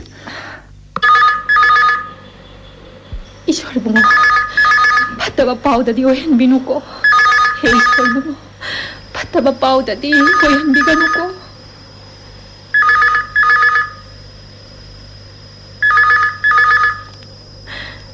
ishwar bunga pai ka biro ka dorogi ai dia ai tali da saita ai ju ai phagi ai signal poni ko hello mani hoi pataba pau da di ohen binu ko kai do ba hayu ne hekta ho ke doge ishwar bunga pataba ga di ohen biganu ko ho kana gi mung khang hoi le ye thamoy bungo thamoy ya kali hari no nacha nupa nupi sele ibu mo nupi sele ba imai pe ne hektai da yung ai dine pakaman kita ne ngune isa ji humang no pumso choli si ai su ne borba tawri sha kari lam da gi kanai ma sane hage harau baya da ba matang ai du oiri ba ati amu kai dorogi nupi macha du su phai doctor ni mapa du su phai singje mai rom da maming ai pe chali ba agor tombi khangina adudi mama tare ne berasia mama phati hai benate mapa do paisa nu paikhalak pagi gop sop khara toba macha nupi doctor oire ai khoi gi sadi karino mi ne yaning ba hongna de mi masa na yana do jel ababu ka do ki do no umna maksigi mathakta yam farak tabam sulai riba karino ba mama do aiga kunya ram ro thaina ai kuina ba makti natte khangang ani se langphai da khangri jani ai nei cha langphai da thabadi doctor tangwa thorpa ga chap mana khare nipa thoi harau kinne abu to ngai khowani itik ipa chana da bai ba du thoi ba amang masa yana da jela ababu kanana ka dau jaraga bano kokka pidum ka ke hari sini mamara mapara mabungla mapara lekaira kukapi ka ke hari sini bema angang masana ya da ba pha khre adna police gari mapot ani numai apa paila adi nangi kukapi duga kap da bangum gadro ati lai pak sida ain kanun leitra bro wayan bizar leitra rai ba leira su leitra bu mane pare masida yamna kibira dine karim ta yawbiranu ichana doctor nu pm chela ababu ngai khone ai wa ma haike wa ma leiri ba nupi macha dugi mama ga iga se taune kon thong mayuk na khulama ta da leimin bane chaumin rak pani ngasi budi ma su ai su imphal la leire dana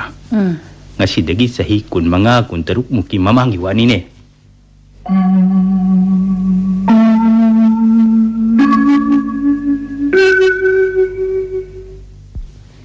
ุ้งเขาสิพาเขากัดรีบ่ยำบุ้งนั่นมีไว้นะอย่าเขาทิ้งมาลิมาเขาจะบอกทงเน่าหลัวลินเหยำบุ้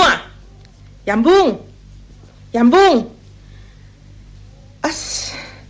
อายุสิเดทำอะไรมันอะไรเขาดิอิตาทำอะไรนางดีโนงานบรรหารครับระเลยนำโดตาสันคนจนบันังเขาดระบอยอิตานั่งน่ะไอเสเงาหันดาวรีให้มานาหันใครอุเดให้น้องสิมาปาลสารเมน่ะจามบามบิชิสูเย็นนิ่งหุ่นเลยนะโอ้บัสันตะนั่งหลักละบอยบัสันตะหลักเลยชินักการี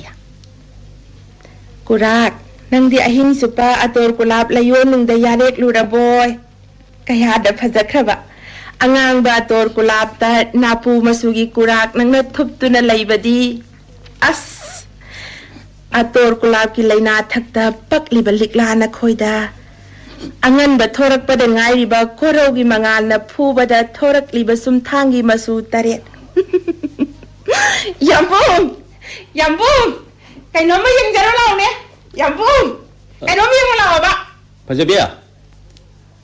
nang na basanta lai hai bu hijam giro ma au sagi ne prakriti gi basanta lai hai jamani da oh ai di hijam gi basanta la abra khalu ba sida law ne pukning hu khaba sakta mama yang jaro law ne kai no tapna law ko ninga no khong thang tapna na son pik na hai do an nang irang lang budi abro ai ga budi khangna jaye kai no hai ro ba yengo sida nangumba yahau thengba kurak haujik phawa ya kaidri se ai ding sai na horam ne larik ang pa ba ge hip tharu bane ba haino pambida mapal na ketha yom liba ningtham na maru kokpiru raba malem se sanglen phizon hongada bagi sem sarak liba se ritu raj basanta haibado thonggan da lepla re takpani pukning si nungoli ngasigi ayuk sisu tapthadre thamoi sisu tapthadre hijam gi basanta lakta jar ore haino mapan chaba yening hunbada bu hijam basanta la i haibro haino mulli adi khara khana maya be ma larik thilakani haramba yambua nangsi asu kamna phajaba ayuk sida phajabagi wa amboi hingongi yengune laiselgi mapai khongnang pambi sida usiek angang ba napu sangu nungbu nungondro ai bu nungon ba wa hisibu kari nu khangdrina maite lol orasu ai chap chap khangdriya talli thamoi pandi takpani pandra brai sunia kana gumbi ma dadi ngauri ne numidang waram khudingi singmang mangpham du su khangi karamba khongnangi makhada haksik langubage kariya sa sagatubage haibasu khangi karamba khungangi ising sokpham pukrida ising sokpi kanabu khoida bage haibasu khangjaiye sakhen binu jadugi koloi minglen su khangjaiye adudi hayo tampha sana kana haiba adudai mana bilai khangabo aina tabadabu phudit tamangjong songba lauksitaga sna thibabu tadawrisu haineda jiti anirak surama lene pakhuman birakta ba kana haiba suai haidoi chumdro chumde chumde su khangida mopado khugri sangin yepi hainamni ko mi mari manga khugri changyeng khre hainamni ai khoida gari aponte da ai khoida hora di mapunsigi mathak hai gatren adi wana te da khangida mopadu yanaba paisayam thalai hai adi mopadu ni khoida napimni machi lobi udena faranga nu tainde da thabalai manam si hauji phom leirin hi nangumbi tan kaibi hoine thabalai khoini budi tan kaibi tarage yambungi kampor manam sidi nungolam baka loy hangat chre adu budi faramne manam nungsibadi thamoi sole manam namthibadi thamoi kankhatle haini ye taphasana na yabida bado thamoi sonthabadu kankhatnaba kampor do songsu sudri bani ne in basu a langbandagina sajibu phau il ꯑꯗꯨꯒꯤ ꯅꯠꯇꯦꯗ ꯇꯥꯟ ꯆꯥꯟꯅꯕ ꯍꯥꯏꯇꯥꯔꯦ ꯑꯩꯗꯤꯅꯦ ꯊꯃꯣꯏ ꯁꯣꯟꯊꯖꯁꯅꯨ ꯅꯨꯡꯁꯤꯕ ꯂꯩꯒꯤ ꯃꯅꯝꯂꯛꯇ ꯐꯖꯕ ꯂꯩꯄꯥꯜꯂꯛꯇ ꯉꯥꯎꯖꯒꯦ ꯌꯦꯡꯉꯨꯅꯦ ꯅꯨꯡꯁꯤꯗ꯭ꯔꯥ ꯂꯩꯅꯥꯗ ꯄꯛꯄ ꯂꯤꯛꯂꯥꯁꯤ ꯀꯪꯁꯤꯜꯂꯛꯂꯤ ꯀꯨꯔꯥꯛꯁꯤꯁꯨ ꯄꯥꯏꯅꯤꯡꯂ ꯃꯥꯜꯂꯤ ꯃꯁꯥꯁꯦ ꯇꯞꯅ ꯇꯞꯅ ꯈꯞꯂꯛꯂꯤꯁꯦ ꯅꯨꯡꯁꯤꯗ꯭ꯔꯥ ꯌꯥꯝꯕꯨꯡ ꯐꯖꯕꯤ ꯅꯪꯁꯦ ꯊꯥꯕꯜ ꯐꯔꯦ ꯉꯥꯎꯏ ꯅꯨꯃꯤꯗꯥꯡ ꯋꯥꯏꯔꯝꯗ ꯂꯩꯆꯤꯟꯅ ꯉꯥꯡꯉꯁꯨ ꯉꯥꯎꯏ ꯃꯨꯔꯁꯨ ꯉꯥꯎꯏ ꯂꯩꯆꯤꯜ ꯂꯩꯇ꯭ꯔꯦ ꯉꯥꯎꯏ ꯂꯩ ꯆꯔꯣꯡ ꯁꯥꯂꯦ ꯉꯥꯎꯏ ꯑꯃꯠꯇ ꯁꯥꯂꯦ ꯅꯄꯤ ꯇꯥꯗꯧꯏ ꯎꯆꯦꯛ ꯑꯃꯇꯪ ꯎꯕꯁꯨ ꯊꯃꯣꯏꯗꯣ ꯄꯨꯡꯁꯣꯟ ꯁꯣꯟꯗꯕ ꯉꯝꯃꯤ ꯄꯨꯝꯅꯃꯛꯁꯤꯗꯅꯦ ꯌꯥꯝꯕꯨꯡꯅꯅꯦ ꯈꯪꯗꯕ ꯑꯃ ꯂꯩꯔꯤꯗ ꯀꯩꯅꯣ ꯑꯩꯅꯅꯦ ꯌꯥꯝ ꯅꯨꯡꯁꯤꯖꯕ ꯑꯗꯨꯕꯨꯗꯤ ꯈꯪꯉꯤꯅꯦ ꯑꯗꯨ ꯅꯠꯇꯕ ꯃꯔꯝ ꯍꯥꯏꯗꯣꯛꯑꯣ ꯍꯥꯏꯌꯨ ꯌꯥꯝꯕꯨꯡ ꯅꯪꯅ ꯅꯁꯨꯛ ꯑꯗꯨꯛ ꯌꯥꯝꯅ ꯐꯖꯔꯒ ꯑꯗꯨꯗꯒꯤ ꯂꯥꯏꯔꯤꯛꯁꯨ ꯐꯔꯤꯕ ꯐꯤꯔꯣꯜꯁꯨ ꯁꯦꯠ ꯏꯟꯈꯩ ꯄꯛꯆꯩ ꯑꯗꯨꯒ ꯇꯝꯐꯥꯁꯅꯥꯅ ꯌꯥꯕꯤꯗ꯭ꯔꯤꯗꯨ ꯀꯔꯤꯒꯤꯅꯣ ꯅꯪꯁꯦ ꯑꯗꯨꯉꯥꯏ ꯏꯝꯐꯥꯜꯒꯤ ꯊꯤꯀꯥꯗꯥꯔꯗꯨꯗ ꯅꯪ ꯌꯥꯕꯤꯗ꯭ꯔꯤꯗꯨꯗꯤ ꯃꯥꯗꯤꯅꯦ ꯃꯁꯛꯁꯨ ꯐꯖꯗꯦ ꯃꯥꯒꯤ ꯀꯥ ꯍꯦꯟꯖꯕ ꯀꯩꯗꯥꯝ ꯂꯩ ꯑꯩꯅꯦ ꯁꯨꯛꯑꯩ ꯍꯩꯅꯗꯦ ꯈꯔꯁꯨ ꯑꯍꯜ ꯑꯣꯏꯔꯦ ꯑꯗꯨ ꯅꯪꯗꯤ ꯋꯥ ꯄꯦꯠꯄ ꯌꯥꯗꯕ ꯂꯩ ꯅꯪꯗꯤ ꯁꯛꯊꯤ ꯑꯃ ꯍꯥꯏꯕꯤꯔꯛꯏꯗꯨ ꯐꯔꯝꯅꯤ ꯌꯥꯝꯕꯨꯡ ꯅꯪ ꯉꯥꯡꯉꯤꯗꯣ ꯃꯤ ꯑꯇꯩ ꯀꯅꯥ ꯑꯃꯅ ꯉꯥꯡ ꯑꯣꯏꯔꯗꯤꯕ ꯑꯩ ꯉꯁꯥꯏ ꯁꯥꯎꯔꯗꯝꯅꯤ ꯑꯩꯗꯤ ꯅꯪ ꯁꯥꯎꯅꯕ ꯍꯥꯏꯕ ꯅꯠꯇꯦꯗ ꯇꯁꯦꯡꯅ ꯑꯆꯨꯝꯕ ꯍꯥꯏꯕꯅꯤ ꯅꯪꯁꯦ ꯊꯤꯁꯨ ꯊꯤꯈ꯭ꯔꯦ ꯑꯣꯏꯕ ꯅꯪ ꯅꯃꯥꯏꯁꯤꯗꯕ ꯁꯤꯃꯗꯤ ꯐꯖꯩ ꯍꯥꯏꯅ ꯂꯧꯈꯠꯅꯤꯡꯉꯥꯏꯁꯦ ꯑꯃꯇ ꯂꯩꯈꯤꯗ꯭ꯔꯕ ꯍꯥꯏꯔꯣ ꯍꯥꯏꯔꯣ ꯃꯤꯠꯇꯤ ꯆꯤꯟꯕꯥꯟꯗꯤ ꯅꯥꯇꯣꯟ ꯍꯥꯏꯔꯣ ꯅꯟꯅꯥ ꯍꯥꯏꯔꯣ ꯅꯁꯝ ꯍꯥꯏꯔꯣ ꯐꯖꯩꯁꯦ ꯑꯃꯇ ꯌꯥꯎꯈꯤꯗ꯭ꯔꯕ ꯅꯃꯥꯏꯁꯤꯗꯒꯤ ꯊꯣꯔꯛꯏꯕ ꯅꯈꯣꯟꯁꯦ ꯒ꯭ꯔꯣꯒ꯭ꯔꯥ ꯒ꯭ꯔꯣꯒ꯭ꯔꯥ ꯑꯗꯨꯒ ꯏꯃꯥ ꯍꯣꯏꯅꯁꯨ ꯐꯖꯕꯤ ꯀꯥꯏꯅ ꯀꯨꯆꯨꯁꯨ ꯃꯣꯏ ꯈꯪꯉꯤ ꯃꯤꯡꯗꯨꯁꯨ ꯌꯥꯝꯕꯨꯡ ꯑꯃ ꯊꯣꯟꯕꯤꯌꯨꯗꯅ ꯄꯨꯔꯅꯤꯃꯥ ꯀꯧꯁꯤꯔꯥ ꯊꯥꯁꯤ ꯀꯧꯔꯕꯝ ꯌꯥꯏ ꯔꯥꯁꯤꯑꯕ ꯊꯥꯁꯤ ꯑꯗꯨꯗꯤ ꯃꯤ ꯀꯧꯅꯗꯦ ꯀꯧꯅꯗꯕꯗꯨ ꯀꯧꯔ ꯂꯣꯏꯔꯦ ꯌꯥꯝꯕꯨꯡꯅꯕꯨ ꯀꯧꯅꯤꯡꯉꯗꯤ ꯌꯥꯏꯅꯦ ꯑꯗꯨꯒ ꯋꯥ ꯑꯃꯗꯤ ꯍꯥꯏꯕꯤꯒꯦꯀꯣ नुपा फजबसे नुपी अथीब लौगन बने नुपा अथीबसिनने नुपी फजब लौबने सम येंगने अखोय साइदसु येंगबा अथीब लौ तारी अइगुम बि लौनी ए तंफासनारी फजबनी ने यारो ये मादिने अथीब नुपागी तंगे से फजब ngak de lौनु yam lei अदुदि खरा तांग बने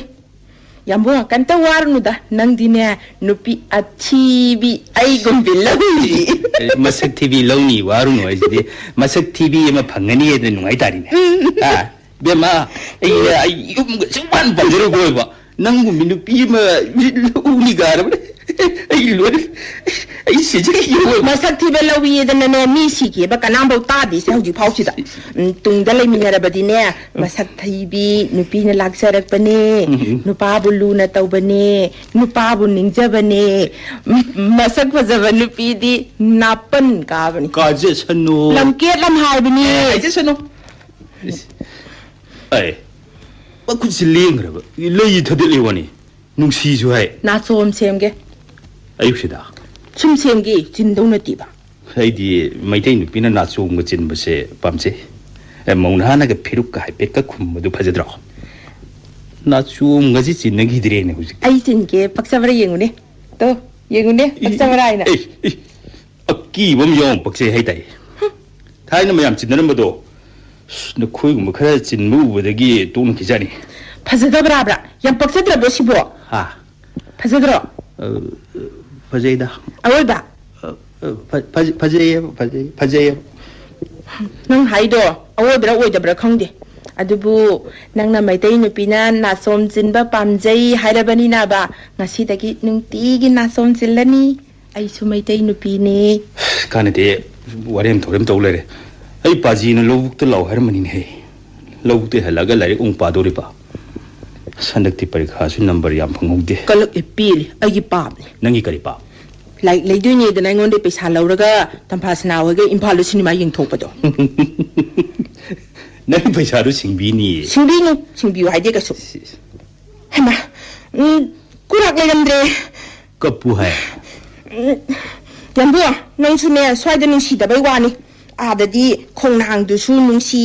खोंनांग खोंग फंबी हनुबी दुसु नुंसी पुखरी दुसु नुंसी मखोगी मी सिकनबा नंगोंदा खोंबा हुई दुसु नुंसीरिनी हुई दुबुदी खंगनरेदा हुई खंगनरेबा याम नुंसीरमनी तंफासनाना याबिद्रसु ꯈꯔꯗꯤ ꯐꯔꯦꯗꯅ ꯑꯗꯣ ꯑꯩꯁꯨ ꯂꯧꯕꯨꯛ ꯆꯠꯇꯣꯏꯅꯦ ꯆꯠꯁꯤ ꯂꯥꯛꯑꯣ ꯑꯩꯁꯨ ꯏꯃꯥꯅ ꯂꯥꯛꯑꯣ ꯍꯥꯏꯔꯝꯃꯤꯅꯦꯕ ꯆꯠꯂꯝꯃꯣ ꯑꯩ ꯉꯥꯏꯍꯥꯛ ꯀꯨꯏꯔꯛꯈꯤꯅꯤ ꯉꯥꯏꯈꯤꯒꯦ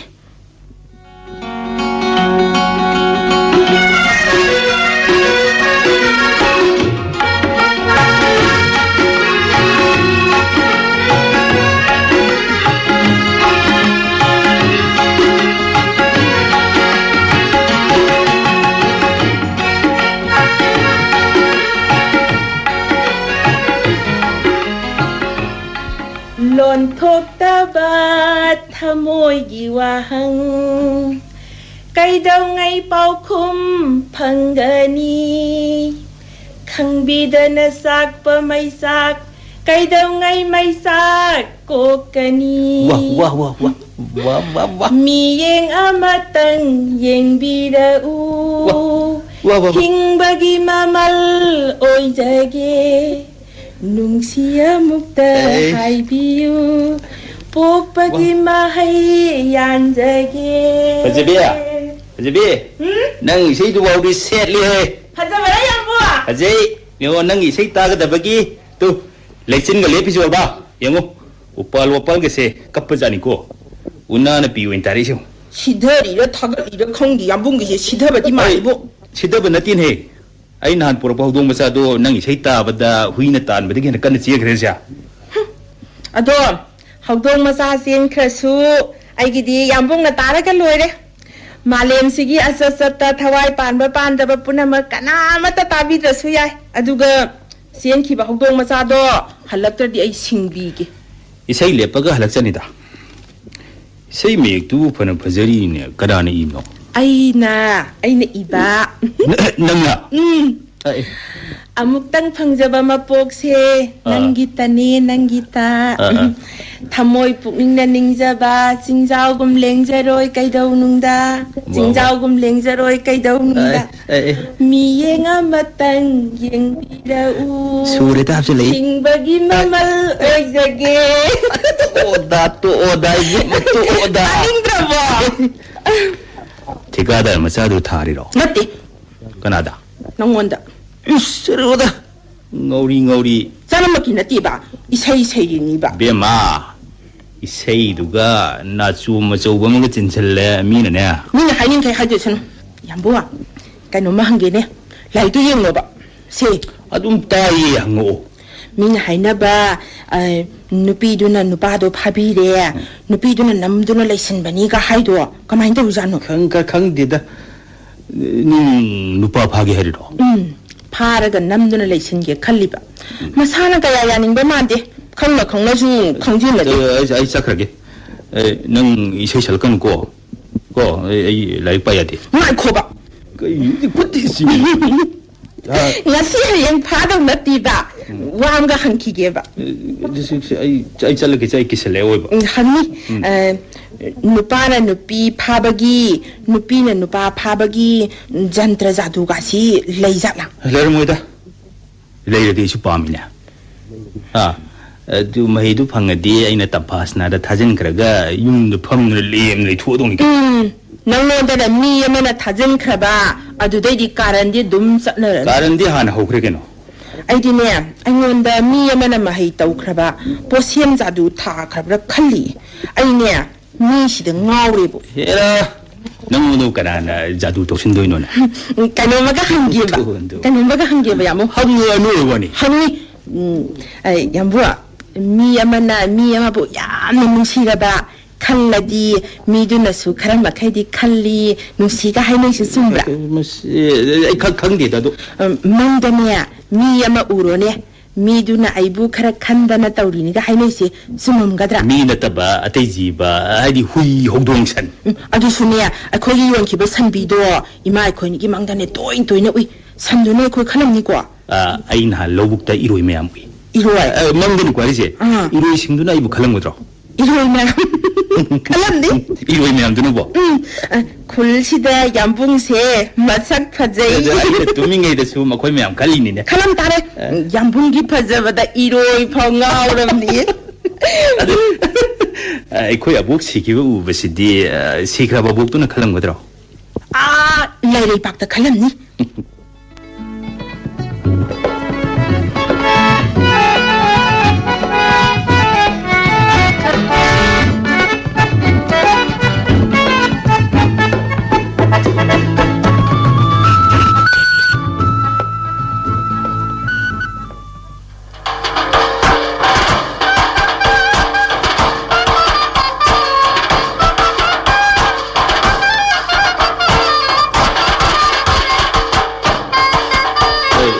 ꯊꯥꯕꯜꯒꯤ ꯃꯤ ꯌꯥꯝ ꯀꯧꯅꯈ꯭ꯔꯕꯅꯦ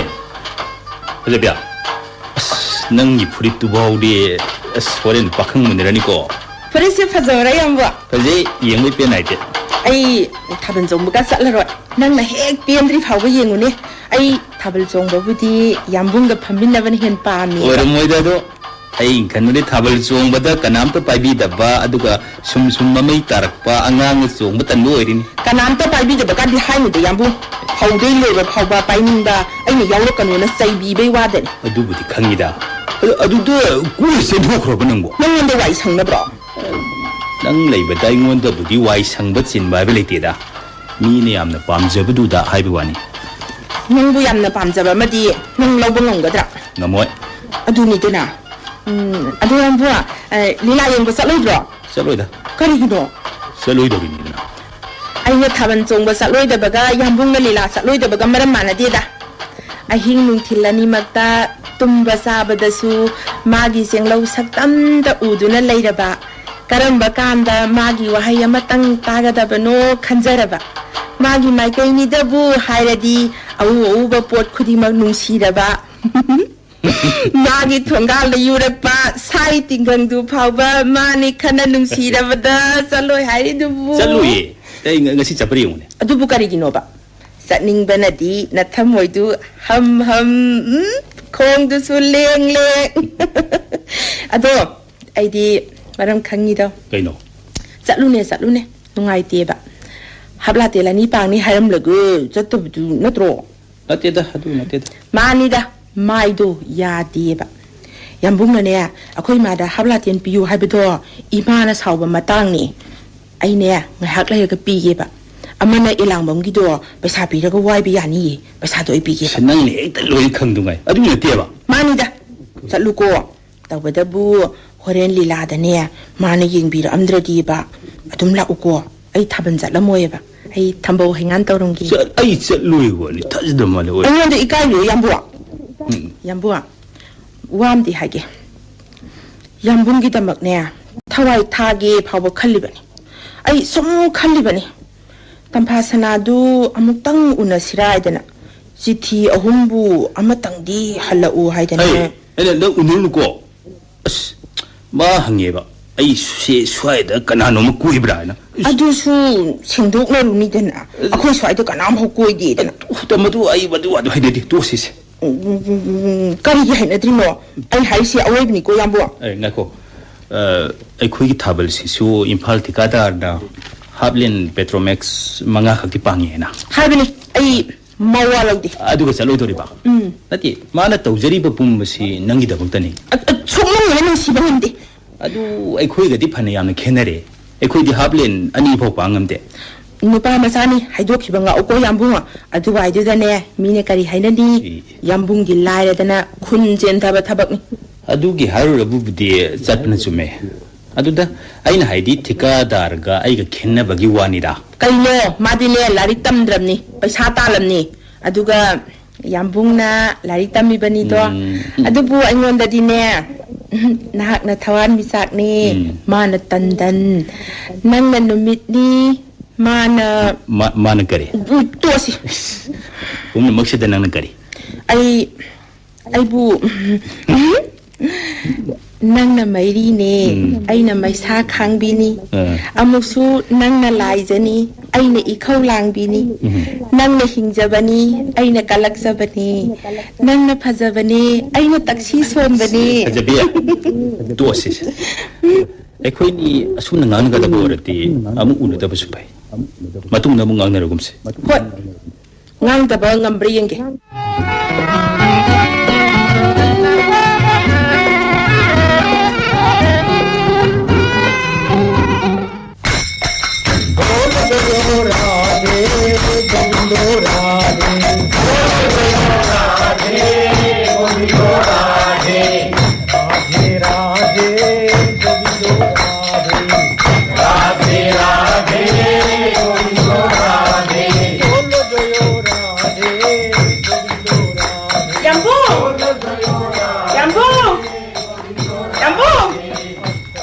ꯅꯪꯁꯤ ꯐꯅꯗꯤ ꯂꯥꯡꯉꯦ ꯊꯥꯕꯜꯁꯦ ꯉꯥꯏꯍꯥꯛꯇ ꯄꯣꯊꯥꯗ꯭ꯔꯦ ꯊꯥꯕꯜ ꯂꯩꯁꯨ ꯄꯣꯊꯥꯗ꯭ꯔꯦ ꯑꯩꯁꯨ ꯄꯣꯊꯥꯗ꯭ꯔꯦ ꯉꯁꯤꯒꯤ ꯊꯥꯕꯜꯁꯦ ꯂꯝ ꯍꯦꯟꯃꯜꯂꯤꯀꯣ ꯊꯣꯔꯛꯑꯣ ꯌꯦꯡꯉꯣ ꯂꯥꯛꯑꯣꯕ ꯑꯇꯤꯌꯥꯗꯅ ꯃꯔꯣꯜ ꯑꯃ ꯊꯧꯗꯣꯡꯉꯤꯕ ꯇꯝꯉꯤꯕ ꯍꯥꯏꯕꯗꯨꯔꯥ ꯂꯩꯆꯤꯟ ꯅꯣꯡꯐꯥꯏ ꯀꯀꯥꯁꯨꯅꯦ ꯇꯥꯁꯟ ꯈꯣꯝꯖꯟꯈ꯭ꯔꯕꯅꯣ ꯃꯐꯣꯜ ꯑꯃꯠꯇ ꯎꯗ꯭ꯔꯦ ꯊꯋꯥꯟꯃꯤꯆꯥꯛꯁꯦ ꯑꯉꯥꯟ ꯁꯥꯃꯟꯈ꯭ꯔꯦ ꯊꯣꯔꯛꯑꯣ ꯃꯄꯥꯟꯗ ꯐꯝꯁꯤ ꯂꯥꯛꯑꯣꯕ ꯑꯩ ꯈꯤꯠ ꯈꯠꯂꯅꯨ ꯁ꯭ꯋꯥꯏꯗ ꯑꯩ ꯂꯥꯏꯔꯤꯛ ꯉꯥꯛꯇ ꯄꯥꯒꯦ ꯀꯩꯗꯧꯒꯦ ꯍꯧꯖꯤꯛꯄꯨ ꯂꯥꯏꯔꯤꯛ ꯄꯥꯕ ꯃꯇꯝꯂꯣ ꯈꯠꯄꯁꯨ ꯅꯠꯇꯦ ꯁꯤꯕꯨ ꯑꯩ ꯏꯇꯣꯝꯇꯔꯣ ꯌꯦꯡ ꯂꯥꯎꯅꯦ ꯁꯨꯃꯥꯡꯗ ꯁꯅꯥꯔꯩꯅ ꯃꯔꯣꯜ ꯑꯃ ꯆꯟꯗ꯭ꯔꯃꯨꯈꯤꯅ ꯃꯔꯣꯜ ꯑꯃ ꯉꯥꯎꯔꯤꯕ ꯅꯪꯁꯨ ꯃꯈꯣꯏꯒ ꯂꯩꯃꯤꯟꯅꯋꯣ ꯅꯣꯡ ꯉꯥꯟꯕ ꯉꯥꯏꯃꯤꯟꯅꯧ ꯍꯌꯦꯡ ꯀꯣꯏ ꯄꯥꯔꯛꯄ ꯉꯥꯏꯃꯤꯟꯅꯋꯣ ꯏꯔꯥꯡ ꯂꯥꯡꯉꯦ ꯋꯥꯅꯤ ꯑꯗꯨꯕꯨ ꯀꯅꯥꯒꯤꯗꯃꯛꯅꯣ ꯇꯨꯃꯤꯟ ꯂꯩꯌꯨ ꯇꯥꯏꯗꯦꯗ ꯂꯩꯔꯣꯏ ꯁꯪꯒꯣꯝ ꯈꯦꯔꯒ ꯀꯣꯝꯂꯥꯒ ꯄꯨꯔꯛꯏꯌꯦ ꯂꯥꯛꯑꯣ ꯑꯁ ꯉꯁꯤꯒꯤ ꯊꯥꯕꯜ ꯈꯨꯐꯁꯤꯗꯤ ꯉꯁꯤꯒꯤ ꯄ꯭ꯔꯀꯤꯇꯤꯒꯤ ꯊꯧꯔꯤꯜꯁꯤꯡꯁꯤꯅ ꯅꯨꯡꯁꯤꯔꯤꯕꯁꯤꯁꯨ ꯃꯤ ꯉꯥꯎꯅꯅꯕ ꯌꯥꯝꯕꯨꯡ ꯉꯥꯎꯁꯤꯟꯅꯅꯣ ꯂꯥꯏꯔꯤꯛꯇꯨ ꯂꯪꯊꯣꯛꯈꯣꯔꯥ ꯍꯧꯖꯤꯛꯄꯨ ꯂꯥꯏꯔꯤꯛ ꯄꯥꯕ ꯃꯇꯝꯂꯣ ꯈꯦꯔꯒꯥꯁꯦ ꯍꯩꯗꯣꯛꯆꯅꯤꯀꯣ ꯀꯣꯝꯂꯥꯒꯥꯁꯦ ꯍꯨꯟꯗꯣꯛꯈꯣꯔꯥ ꯉꯁꯤꯁꯦ ꯍꯔꯤꯎꯊꯥ ꯅꯨꯃꯤꯠꯅꯤ ꯈꯪꯉꯤ ꯑꯥꯗ ꯏꯁꯩꯁꯨ ꯇꯥꯏ ꯅꯪꯁꯨ ꯅꯃꯥꯟꯅꯕꯤ ꯃꯌꯥꯝ ꯄꯨꯔꯒ ꯀꯥꯡ ꯆꯤꯡꯉꯤꯁꯤ ꯏꯁꯩ ꯁꯛꯇ꯭ꯔꯄꯗ ꯌꯥꯎ ꯌꯥꯗ꯭ꯔꯣ ꯑꯁꯤ ꯌꯥꯝꯅ ꯂꯥꯡꯕꯁꯨ ꯑꯩ ꯄꯥꯝꯖꯗꯦꯗ ꯑꯩꯅꯦ ꯁꯤꯗꯒꯤ ꯁꯤ ꯐꯥꯎꯕ ꯇꯞꯇ ꯐꯥꯒꯦꯕ ꯅꯪ ꯉꯥꯏꯍꯥꯛꯇꯤ ꯂꯥꯡꯕꯒꯤꯗꯣ ꯂꯥꯡꯅꯤ ꯑꯩꯗꯤ ꯁꯨꯝ ꯉꯥꯡ ꯂꯩꯗꯣꯏꯅꯤ ꯅꯪꯕꯨ ꯑꯅꯝ ꯀꯣꯟꯅ ꯐꯥꯎꯕ ꯊꯣꯔꯛꯑꯣ ꯆꯠꯁꯤꯜꯂꯛꯑꯣꯕ ꯑꯅꯝ ꯀꯟꯈ꯭ꯔꯕ ꯅꯪꯁꯦ ꯑꯉꯛꯄꯅꯦꯕ ꯅꯨꯡꯊꯤꯜ ꯅꯨꯃꯤꯗꯥꯡ ꯋꯥꯏꯔꯝ ꯆꯨꯞꯄ ꯑꯃ ꯑꯔꯦꯝꯕꯗ ꯐꯨꯗꯤꯠꯇ ꯃꯥꯡꯖꯣꯜ ꯆꯣꯡꯕꯗꯣ ꯋꯥꯔꯝꯃꯅꯤꯗꯅꯅꯦ ꯈꯦꯔ ꯍꯧꯕꯤꯔꯛꯄꯅꯤꯗ ꯅꯪ ꯀꯝꯄꯣꯔꯗꯨ ꯏꯟꯖꯔꯛꯀꯅꯨꯀꯣ ꯀꯝꯄꯣꯔ ꯃꯅꯝꯗꯨꯅꯥꯗ ꯊꯥꯕꯜꯂꯩ ꯃꯅꯝ ꯍꯥꯠꯈꯤꯅꯤ ꯑꯩꯗꯤ ꯌꯥꯔꯣꯏꯀꯣ ꯅꯪꯒꯤ ꯑꯉꯧꯕꯗꯨ ꯏꯜꯂꯛꯑꯣ ꯆꯟꯗ꯭ꯔꯃꯨꯈꯤ ꯁꯅꯥꯔꯩꯅ ꯍꯦꯜꯍꯟꯒꯨꯝꯁꯦ ꯑꯩꯁꯨ ꯑꯉꯧꯕ ꯏꯜꯂꯛꯏꯁꯤꯗꯤ ꯅꯪꯒꯤ ꯃꯣꯔꯥ ꯄꯥꯏꯖꯔꯛꯑꯣ ꯑꯩꯒꯤꯗꯤ ꯕꯣꯔꯥ ꯌꯥꯎꯔꯛꯑꯦ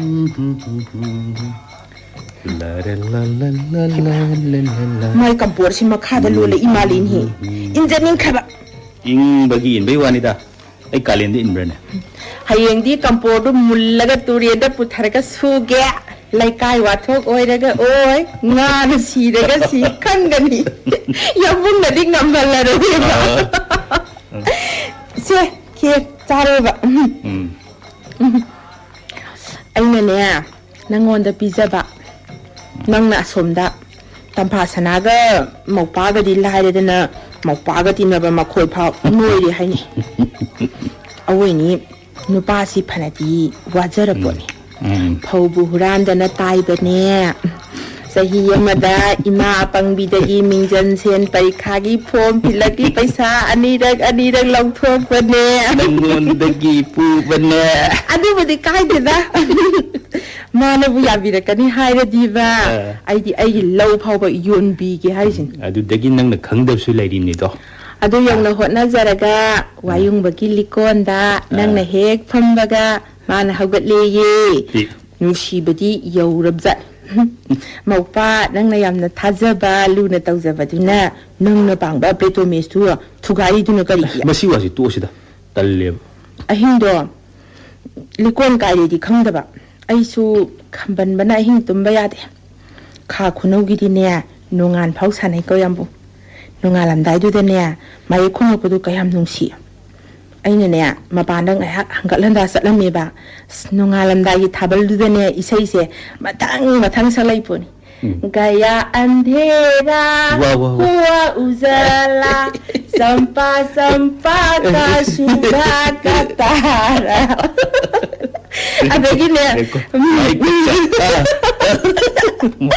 अदगिने बजुबरागी लता न सकता बचपन की मोहब्बत को दिल की न सुधा करना काइला नोंगालमदाइदने नों हलप्रा हलप्तबसु खंगदबिनाबा अदगिने यामबो नुमितुदने नावाइरम angang oiringaidane likol ama ningjimbra nawaram sanabado nangnaga khongrao asangwa ama setlaga koi ga haplaga sina yakta gari amaga siraga ai nakta phambado namitu da kon mayam nokado ai di ko re 나 좀 가고 아이 게르지 자기 싸우 낭기다막네 얌보 상사시 농시부 안강 오이링에다기 hau직 파우버시다 아시군바 타발 kaya harau kumay kaya laysu kaya upal wapal kaya mathang tha thawan misak singje lehuraga aikhoisi sikhidawni ko phaja khraba nungsi khraba sangsar si hundoklamlaga nongmadi chakhidawni ko is khalubadane kainom tawibu khalumda khanda bangamdida yambung khongnang pambi se phajadra mana se thabal na yaibada leng satli se irang lang na leiri se aikhoini daga yengba mandra thabale menam se amuk lae lakraponi nang munga hondagi nangdi sukyeng yengde jingsang parenga se tumin wakhan khallaga tumma mandra yengune aidi tummin torini chu aji tumgi ta tali tummin trasibo do se saurno ba hayindei boroi heke nang hingan togera nangna haibadabu aina yadaba kari leigene leite yambo ngasidi arepa mangangnasi kanadino nang haisu nangonda eingonda aise ngau dorab jani ai ngau khrabdine ningam jahoro ko ngauja khoda ai kari suningam da tobiro tau sunang se khadi ngawi do kanadano kanagi damakno nang sigumgi wari se lakna beta hodaba sumna sum wari sa sinusine se kedoge nang makataran ko tarakani nang se sakta bu khari thibagi wani thong ba thak ba khot pe heine khere se bamun na hobudigi nang hen mane hobune hele ado punchi supana nakta laiduna thongbigedi yaningdene masak phaje bi chak insang thongba kaya haitaba duga leminani ba haisu hamni yambo nang adumane sum khalladi nongmadi ekhoini kainani ko sum hainaga 파민나리 세 방학답에 수야예바 좀 우기다바 가이나바 가도 오래가도 이거 마산답니 그노 분시네 운나바 가이나바 하시디 능 아이기 와드나띠 마두 야닝디부 얌보 능가 가이나바 속앙어 가이나바 칼루바데네 이사세 가이놈 답이 얌보 아코니 숨 하나 숨 레이시바 아이수 용 발라로 넌수 용 발라노바 넌나가 누비 아마 티리 가이드나 수마이나 타발다가 파밍나바 마나 통바 넌 하우나가 싹바 아이 뭐 아이 시키바나 파이 능기 케르시 옥티해 와포빠는 미따 호비게데 아두가 자고이 라시 무시고 능 통 타고세 하yen 나는 마이가드라 나는 시도 능 그렇다 비우고 tambiबदी लारेदनने who हापचिलगा नखोइनि मा हातोके दुगा आइसु सिजाखिके भागिनतिनि नंगी अफबु गुन्ननि दिलैने करिया अमना थोंबा थाकपा अमना आइना ngangbada साउदबा साउबा मतांग लाखिदोरि पनि दे यामो साउखिबे नमितुदगी दिने लोइरे अदुबु पुंसी Suppa साउबा ngamgadabadi mande अदुगा यामबुंसु 아잉원다디 사우데코 농안도 바보 숨팜시고 과이데기 와보 와리 술리비요 과이데기 뭉아이 와리 술리비요 얌부 파제비야 아이 ngasi디 nangondda kainom haige iseng sengnanico nangne aigi wakhal sukhan khalunu khanni na thauleite aremuda matam mange nangi thamuido laiman oinabani ahal lining babu matam mangba kaunabro aidine nangbu nungsinaba nangbu ningnaba oina poklaklaba mapokne thamoise laiman oijasanu punsi se kemjasanu pareto aigidi hairisini aikhoini unagumsi sumna unaba kaunabadi ai sumaina phamba toro khadana ba haibase mina hoi nangbudi nangsuni kaisunatabada mingsa thini mina thini ngangnani ko nangsu angang natte aisu angang natte migi miying de kayam chamgadoriuno aina hairisine aigi wakhal thado ai wasaktana hairisine nang ai ga su oi oi na ro tampasna na ai bu nung sidaba yai ai ma bu lodaba yai adu ai nang bu su lo ro ai na hari se senga bani ai na hari se aroi bani sidigi makha ta na ra bade nang na ai sau bu u di hai ba se urak ba yai thenge chalo ai chakhage ai hari se nang sau no saude saupam su thokde ai su khangi yamung lai bu soknu nung sibidi haba ai khoni punsi si da oiroi su ai bu su mina thina ngang nei adubu ai loina khak ai gi asoi ba malai pumna makse khanga phau khanganu yada thap tok pangam da basene phare sakrage nang su sakro ai sum laini ne in khol si da gi ne ai ka su lauroi adum kayam kuina phamdoi no sap tabiramo ni olo haidana nangna kher sabagi bukham sine nangna phamamba mora sine ai khoi humne nudum wonana juk kaya kaya ma pham sida sum lai jahuragi ai change he tha thawan misa he atia phazaraba malem he thabalei he chungyamuki hojik tai koi pulap sur amata hoina leirambada ai budi sur kayal ai ki punsi gi lining oi jaba khoi dagi nungsi jaba mahak ki wahai kayana ai ki thamoi bol lak thobe ai biyo nakoni am tak biyo lambi amata de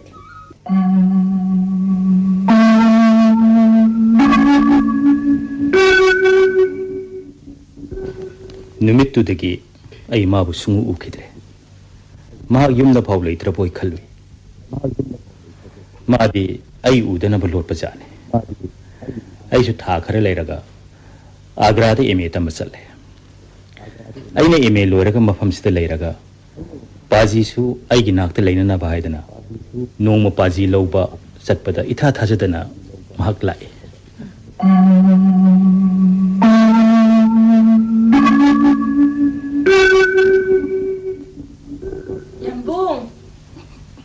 Yambung leitro Yambung phajabira chago nang kam dori nungai ba paw ama tamge dana lak pani da yapung da Yambung su college da waza oire tai yam nungai re baji su imphal da leidora male ko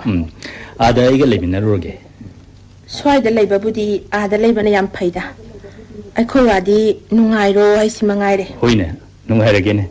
ai nungai bu pau tamgi haba kai no ai luhong dore ha kari lamda kanada aina khwai dagi nungsi da ba panje da ban pa du da o adu kari gino yamung na haibi badune mai mata nai bu kanana pambi doi do pharene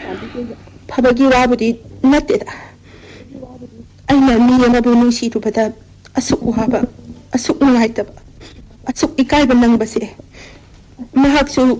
kali sulai tabi mi khuding lakna pham oibi nokna pham oibi sakthi bi ai gi dhamak mahak na ai gum waram gada bado khalluraga ngai raktabagi wa punsi se manghan khrasira haina su khallurabane punsi bu manghan bai base pang dabagi wani nang hauji khalliba to madu achuma phiremne nangonda su wai sange iki ki ba malai bedu leitre da era adu wadi ai kari pang oige yam harabra nang sisu pang haiba amadi pang bagi wa budi yam nang amduna ai ki damak sangsar gi lam tum pumnamak umbi tunasu ai na pinga da banat kan latta pang bidra basu ai na pinga da banat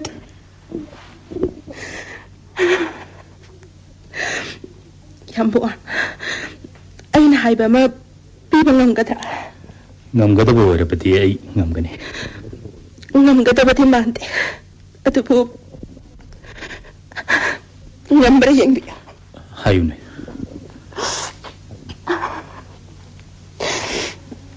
punsi sida nangna kaya ngang bikre kaya karem na bikre kaya rat mathi ba bikre adubu ai nong mata sauming kide ahoy na dum nungsi ki ngasi gyaro ba nimisita nangbu punsi supada kauba ngamna ba natraga su sauming ba wahai karati ai biyo natraba di ai mado oy thokte da nangi pungningi thamoigi wani fajabe haibida ba yaro pare ngambidrabanina karigumba matang dini jage fajabe mi khwaido ma chumna ngangna sikidauge kariya kaibe yawrake ai haifam khangde fajabe aina nizagadabase yamna sambazanida punsi supa nangbu kaujadana nangi phajababu khangjana ngasigi asum hingalbi madu paapni norokta tagadabu wane madu aina hingliba mapoksida yambungini haiba aina karigumba mata tawbang amkide ngamsungum loy supnatagi yambungde yasaki banatana hayeng siraga nangidamak norok tabadi tajasano ngasidi karangangi ko yambu punsi yeroiba haibado ngasisine nunga aina kainaba ki haibado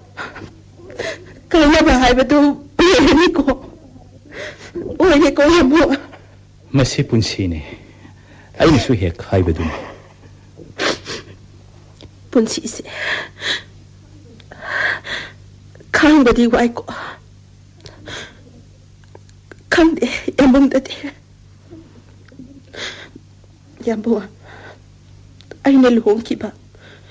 nang su luhong kiba punsi gi loira bani ko adubu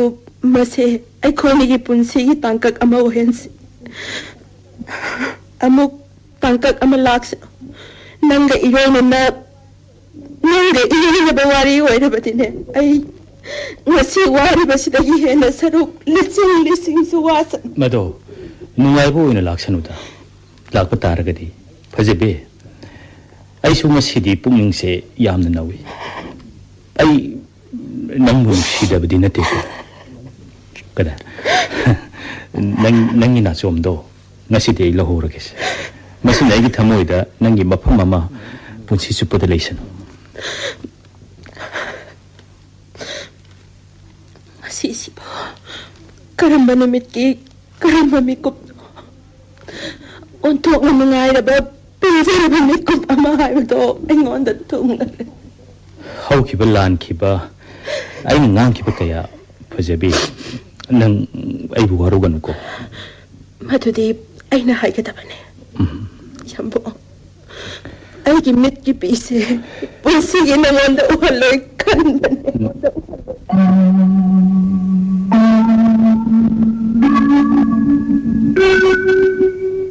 aduna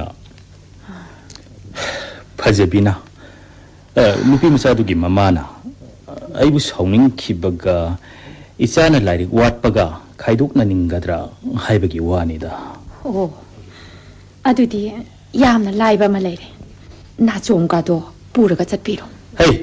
phagi yabwana tine ihe isune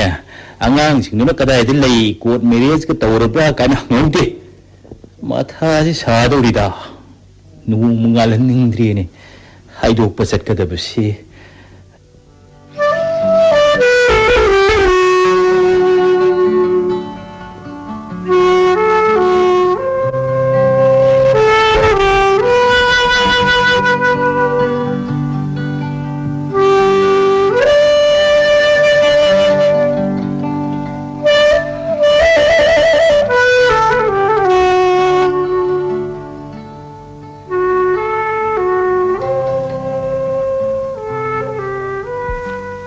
lupa machado tabak tawrabra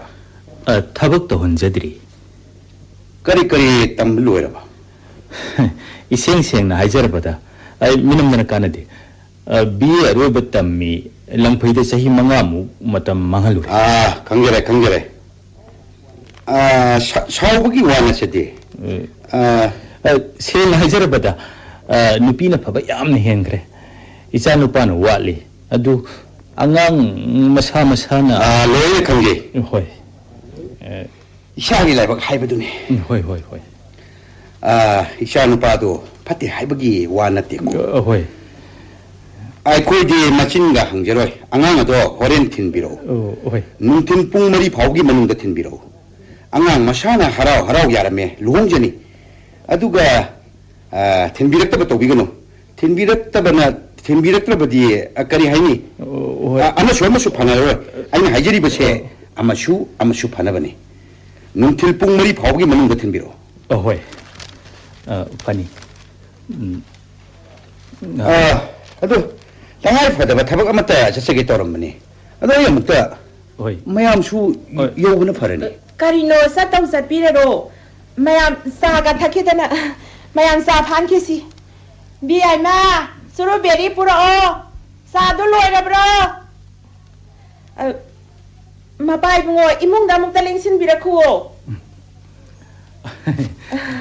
ꯍꯦꯛꯇ ꯐꯝꯕꯤꯌꯨ ꯌꯥꯝ ꯅꯨꯡꯉꯥꯏꯅ ꯄꯥꯜꯂꯤꯖꯥꯠꯅꯤ ꯀꯗꯥꯏꯗꯒꯤꯅꯣꯗ ꯄꯪꯂꯩ ꯂꯩꯕꯅꯤꯗ ꯑꯉꯥꯡꯕꯨ ꯀꯌꯥꯅꯣ ꯆꯦꯜꯂꯤꯕꯗꯨꯒꯤ ꯃꯈꯥꯗ ꯅꯨꯄꯤ ꯑꯃ ꯅꯨꯄꯥ ꯑꯃ ꯂꯩꯔꯤꯌꯦ ꯀꯔꯤ ꯀꯔꯤ ꯇꯝꯃꯤꯕ ꯅꯨꯄꯤ ꯃꯆꯥꯁꯤꯅ MA ꯂꯣꯏꯔꯦ ꯊꯕꯛ ꯉꯥꯏꯔꯤꯕ ꯑꯇꯣꯟꯕꯗꯨꯅ ꯗꯦꯜꯂꯤꯗ BA ꯇꯝꯃꯤꯌꯦ ꯌꯥꯝ ꯐꯈ꯭ರೆ ꯑꯩꯒꯤꯗꯤ ꯑꯅꯤ ꯈꯛꯇꯅꯤ ꯑꯗꯨ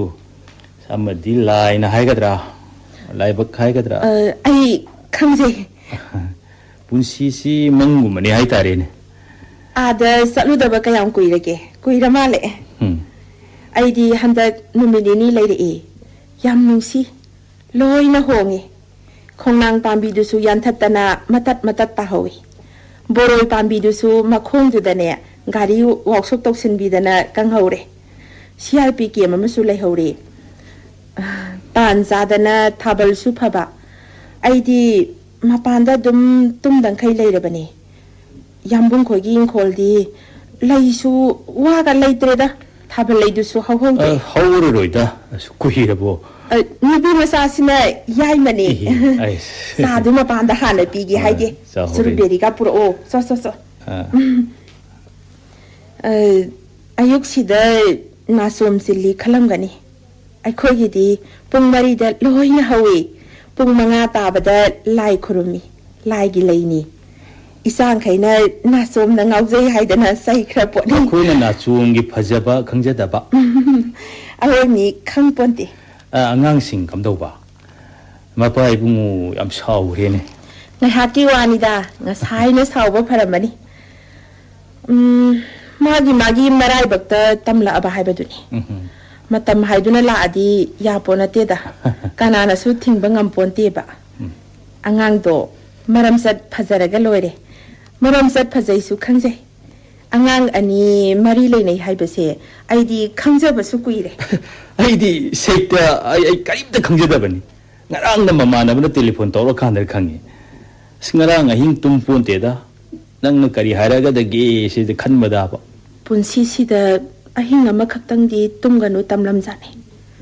ai khoi di masing khangde ado hojikpo kamdau tarige horen pung mari da ibm thilakada basi takpiram madu hariba adugi di thoidokte da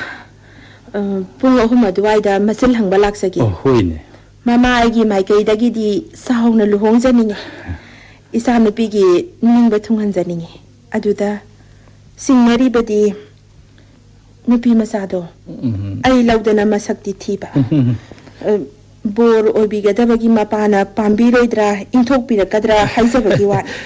masi waji tosida isana pamado aigi so pamani yambor isado luna tawbigadabani ko ai loina khangi haugiba punsida aina lan kiba kaya madugi price toina aigi leikidabi isa nupi mangna halakpani khanna ai luna tawgadoribne pharine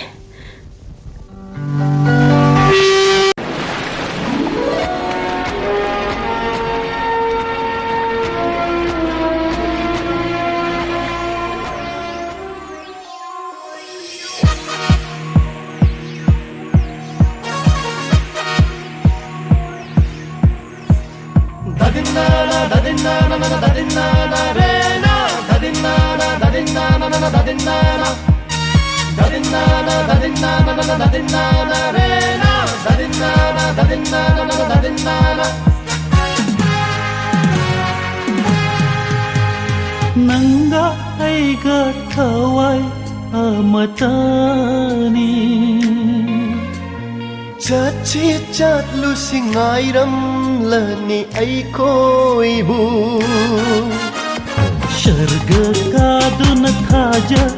lakna rusi Ke kulot pisana rusi Leichil marata Ho nanga aiga thawai amatani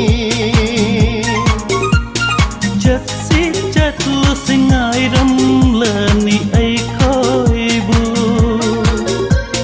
Sarga kaduna thaja lakna rusi Ke kulot pisana rusi Leichil marata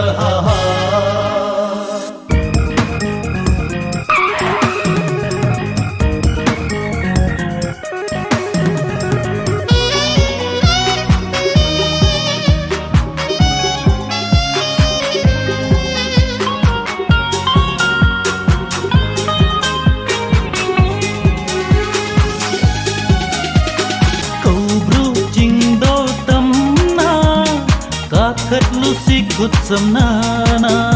O ibani gi sangsar ni kaina gumsi thawai haksa Ajagi mai thung da tariba mai him se muthat lusi Chonga te na waganung si isai Sabin narurasi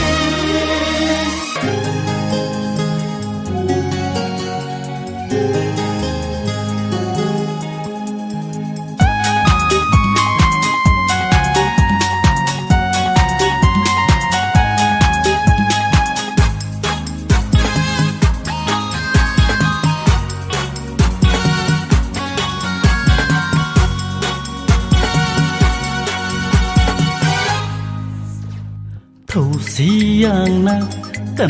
kanna lam hen ba khoi mo sing tan thok lusi punna Hey thâu siang na kanna lam hen ba khoi mu sing tan thok lusi punna Tatap chabi lairang Mangam thi binu ja lakna rusi se na rusi punna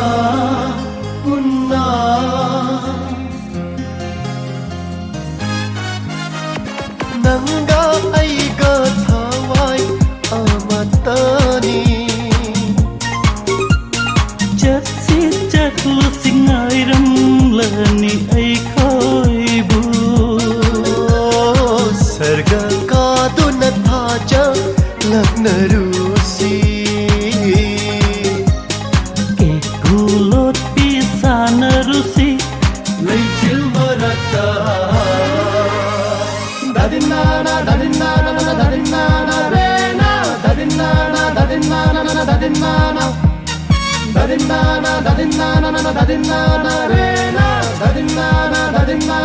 Dadinana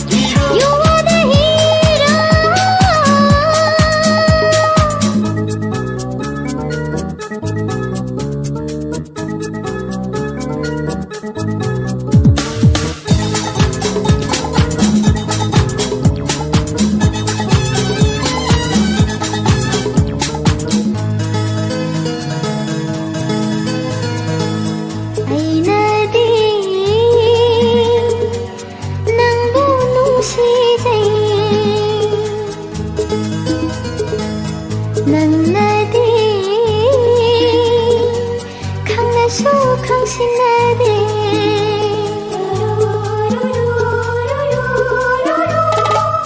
ꯑꯩꯅꯗꯤ ꯅꯪꯕꯨ ꯅꯨꯡꯁꯤꯖꯩ ꯅꯪꯅꯗꯤ ꯈꯪꯅꯁꯨ ꯈꯪꯁꯤꯟꯅꯗꯦ ꯃꯤ ꯃꯥꯡꯗ ꯎꯗꯨꯅꯇ ꯂꯩꯔꯤꯕ ꯃꯥꯏꯊꯣꯡꯁꯦ ꯑꯣꯏꯖꯒꯦ ꯑꯩꯇꯒꯤ ꯑꯣꯏꯖꯒꯦ ꯑꯩꯇꯒꯤ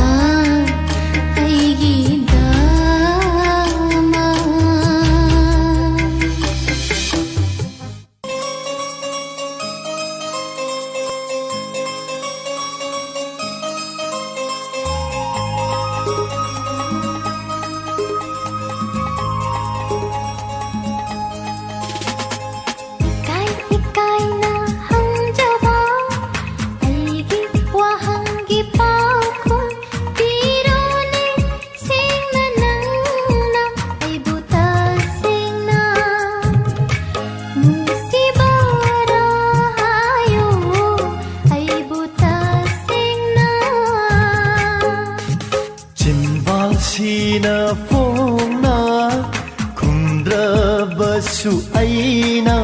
ꯊꯃꯣꯏꯅꯗꯤ ꯀꯌꯥꯔꯛ ꯈꯨꯝꯈ꯭ꯔꯦ ꯅꯪꯃꯨꯛ ꯅꯨꯡꯁꯤꯕ ꯂꯩꯇꯦ ꯍꯥꯏꯅ ꯅꯪꯃꯨꯛ ꯅꯨꯡꯁꯤꯕ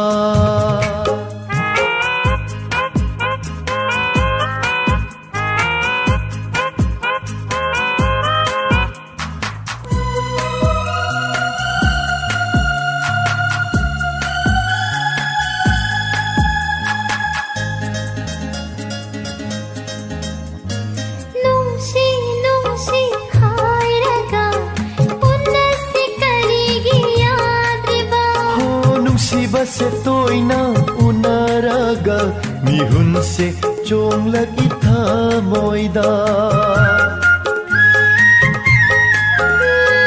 nungsi nungsi hairaga unna se karigi yadriba nungsiba se toina unaraga mihun se chonglagi thamoida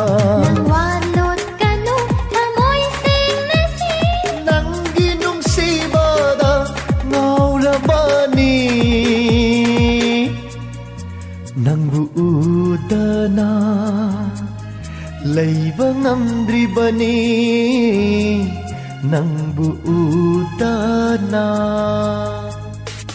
이까이 이까이나 한져봐 이기 와한기 빠고 비로니 생나나 아이보다 생나 뭉시바라요 아이보다 생나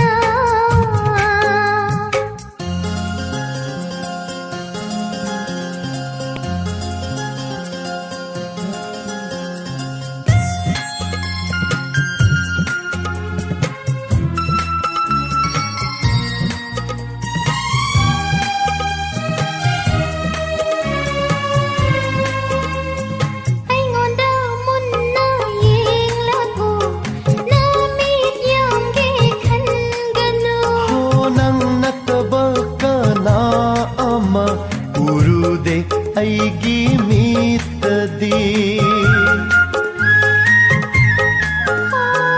ꯑꯩꯉꯣꯟꯗ ꯃꯨꯟꯅ ꯌꯦꯡꯂꯛꯎ ꯅꯃꯤꯠ ꯌꯥꯝꯒꯦ ꯈꯟꯒꯅꯨ ꯅꯪ ꯅꯠꯇꯕ ꯀꯅꯥ ꯑꯃ ꯎꯔꯨꯗꯦ ꯑꯩꯒꯤ ꯃꯤꯠꯇꯗꯤ ꯅꯪꯗꯤ ꯂꯦꯡꯗ꯭ꯔꯕ ꯏꯔꯜꯅꯤ ꯑꯩꯒꯤ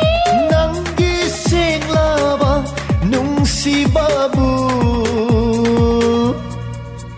ꯑꯩꯒꯤ ꯊꯃꯣꯏꯗ ꯆꯦꯠꯅ ꯊꯝꯂꯤꯕꯅꯤ ꯑꯩꯒꯤ ꯊꯃꯣꯏꯗ 이까이 이까이나 한져봐 아이기 와한기 빠고 비로니 생나나 아이보다 생나 뭉시바라요 아이보다 생나 ꯆꯤꯟꯕꯥꯜꯁꯤꯅ ꯐꯣꯡꯅ ꯈꯨꯝꯗ꯭ꯔꯕꯁꯨ ꯑꯩꯅ ꯊꯃꯣꯏꯅꯗꯤ ꯀꯌꯥꯔꯛ ꯈꯨꯝꯈ꯭ꯔꯦ ꯅꯪꯃꯨꯛ ꯅꯨꯡꯁꯤꯕ ꯂꯩꯇꯦ ꯍꯥꯏꯅ ꯅꯪꯃꯨꯛ ꯅꯨꯡꯁꯤꯕ 아이보다 생나 뭉시바라요 아이보다 생나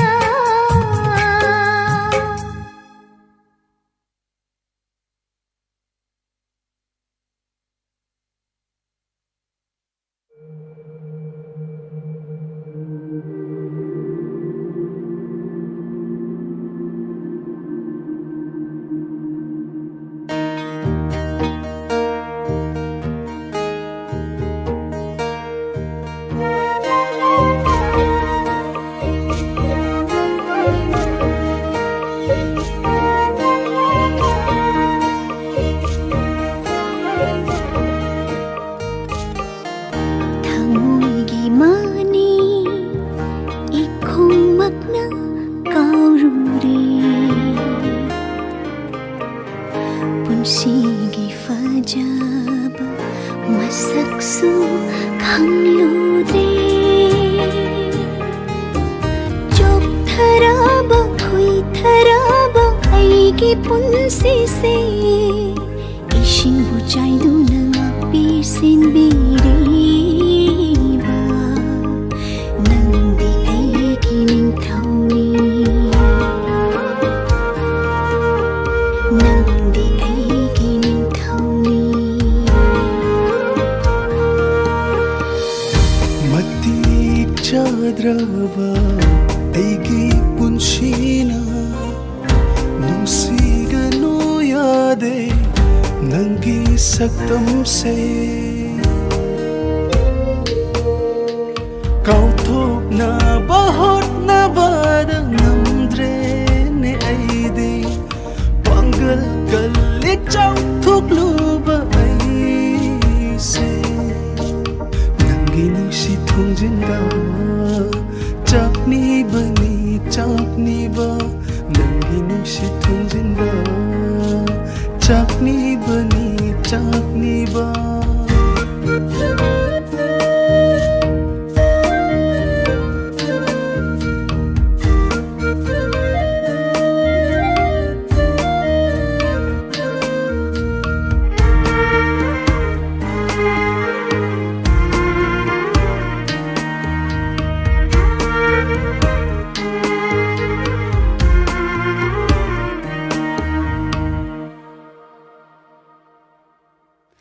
ꯅꯨꯡꯁꯤꯕ ꯃꯁꯛꯁꯨ ꯈꯪꯂꯛꯂꯦ ꯉꯁꯤꯁꯨ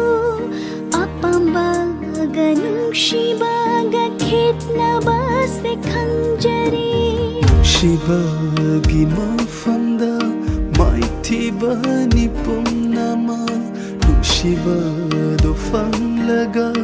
ꯑꯄꯦꯟꯕꯅꯤ ꯊꯃꯣꯏꯒꯤ ꯎꯐꯨꯜꯂꯛꯇ ꯍꯦꯜꯂꯕꯤ ꯈꯣꯡꯅꯦꯠꯅ ꯐꯝ ꯑꯣꯏꯔꯕꯤ ꯎꯐꯨꯜꯂꯛꯇ ꯍꯦꯜꯂꯕꯤ ꯈꯣꯡꯅꯦꯠꯅ ꯐꯝ ꯑꯣꯏꯔꯕꯤ ꯈꯨꯟꯒꯠꯄꯤꯔꯦ ꯅꯍꯥꯛꯅ ꯈꯔꯥꯏ ꯊꯛꯇ ꯍꯥꯞꯄꯤꯔꯦ ꯈꯨꯟꯒꯠꯄꯤꯔꯦ ꯅꯍꯥꯛꯅ ꯈꯔꯥꯏ ꯊꯛꯇ ꯍꯥꯞꯄꯤꯔꯦ ꯀꯦꯂꯕꯁꯨ ꯂꯩꯃꯥꯏꯗ ꯈꯣꯡꯒꯠꯇꯨꯅ ꯆꯤꯡꯒꯅꯤ ꯅꯨꯡꯁꯤꯕꯒꯤ ꯂꯩꯅꯝꯗꯦ ꯃꯥꯡꯕ ꯀꯧꯕ ꯂꯩꯔꯔꯣꯏ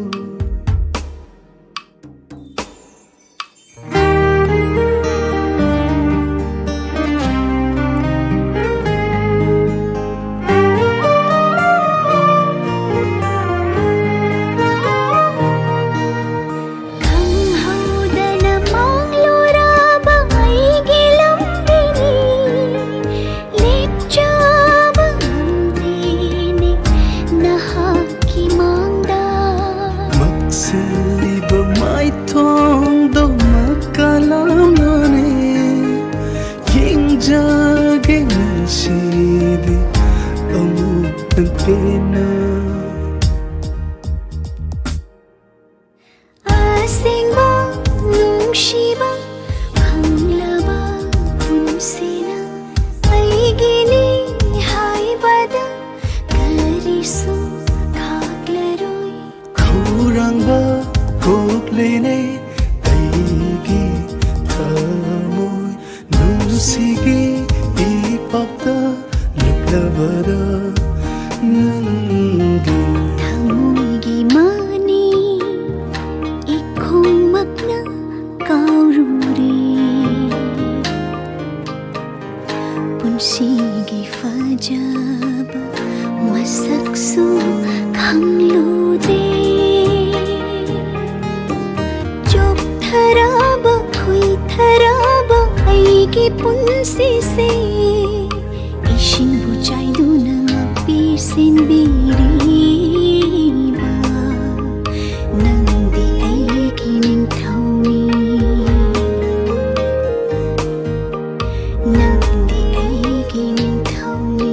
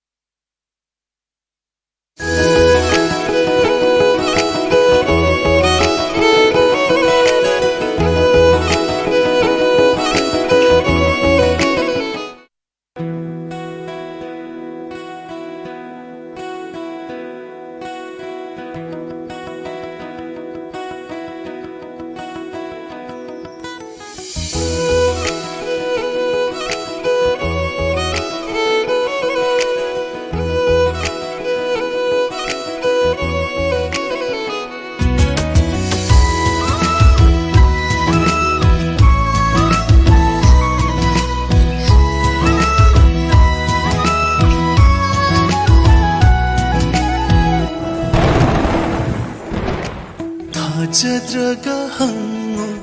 ꯅꯣꯡꯊꯥꯡ ꯀꯨꯞꯂꯤꯁꯤꯗ ꯑꯩꯅ ꯅꯪꯕꯨ ꯀꯌꯥꯝ ꯅꯨꯡꯁꯤꯕ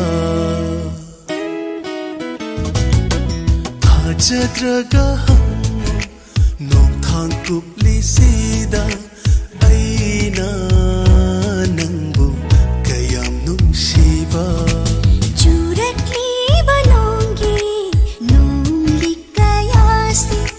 ꯍꯔꯥꯎꯕꯒꯤ ꯄꯦꯅꯤ ꯂꯤꯞꯇꯅ ꯁꯤꯟꯊꯔꯤꯕ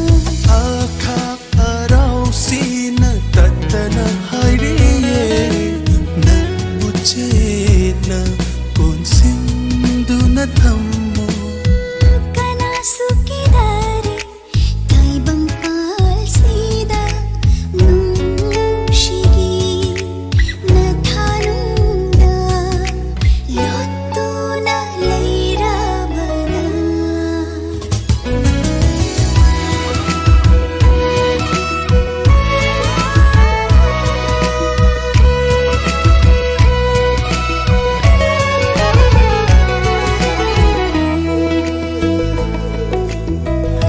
ꯑꯁꯨꯛ ꯅꯨꯡꯁꯤꯕ ꯑꯁꯨꯛ ꯄꯥꯝꯖꯕ ꯅꯍꯥꯛ ꯑꯃ ꯐꯪꯒꯅꯤ ꯊꯥꯖꯔꯨꯔꯦ ꯑꯁꯨꯛ ꯂꯦꯝꯖꯕ ꯑꯁꯨꯛ ꯀꯠꯊꯣꯛꯄ ꯅꯍꯥꯛ ꯑꯃ ꯂꯩꯔꯝꯒꯅꯤ ꯊꯥꯖꯗꯦ ꯃꯊꯪꯒꯤ ꯃꯄꯣꯛ ꯑꯃ ꯂꯩꯇ꯭ꯔꯕꯁꯨ ꯍꯟꯇꯛ ꯃꯄꯣꯛꯁꯤꯗꯤ ꯊꯃꯣꯏꯅ ꯄꯦꯟꯖꯔꯦ ꯇꯥꯡꯂꯝꯃꯤꯠ ꯀꯨꯞꯁꯤ ꯑꯃꯨꯛ ꯂꯥꯛꯂꯔꯣꯏ ꯅꯨꯡꯁꯤꯅ ꯀꯣꯟꯕꯤꯌꯣ ꯑꯩꯕꯨ ꯅꯊꯥꯅꯨꯡꯗ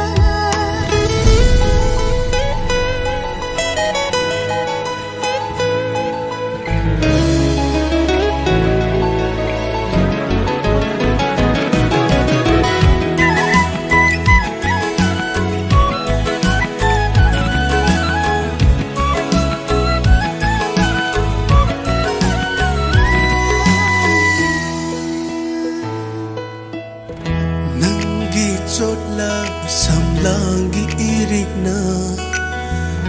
ꯑꯩꯒꯤ ꯃꯥꯏꯊꯣꯡꯗ ꯈꯪꯍꯧꯗ ꯆꯣꯡꯂꯛꯄ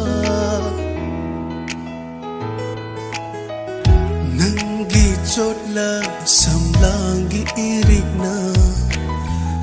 ꯑꯩꯒꯤ ꯃꯥꯏꯊꯣꯡꯗ ꯈꯪꯍꯧꯗ ꯆꯣꯡꯂꯛꯄ ꯊꯃꯣꯏꯗ ꯀꯔꯤ ꯐꯥꯎꯈꯤꯕ ꯈꯪꯉꯨ ꯑꯩꯁꯦ ꯅꯪꯒꯤ ꯂꯣꯏꯅ ꯑꯣꯏꯈ꯭ꯔꯦ ꯀꯔꯝꯕ ꯑꯩꯒꯤ ꯏꯇꯧ ꯏꯋꯣꯡꯅ ꯀꯔꯝꯕ ꯋꯥꯍꯩ ꯋꯥꯇ ꯍꯥꯏꯔꯒ ꯅꯪꯕꯨ ꯂꯦꯡꯗꯅꯕ ꯄꯨꯟꯁꯤꯒꯤ ꯈꯟꯖꯔꯤ ꯃꯁꯤꯕꯨ ꯑꯩꯅ ꯂꯥꯟꯕ ꯇꯥꯔꯗꯔꯥ ꯊꯥꯖꯗ꯭ꯔꯒ ꯍꯪꯉꯨ ꯅꯣꯡꯊꯥꯡ ꯀꯨꯞꯂꯤꯁꯤꯗ ꯑꯩꯅ ꯅꯪꯕꯨ ꯀꯌꯥꯝ ꯅꯨꯡꯁꯤꯕ ꯆꯨꯔꯛꯂꯤꯕ ꯅꯣꯡꯒꯤ ꯅꯣꯡꯂꯤ ꯀꯌꯥꯁꯤ ꯍꯔꯥꯎꯕꯒꯤ ꯄꯦꯅꯤ ꯂꯤꯞꯇꯅ ꯁꯤꯟꯊꯔꯤꯕ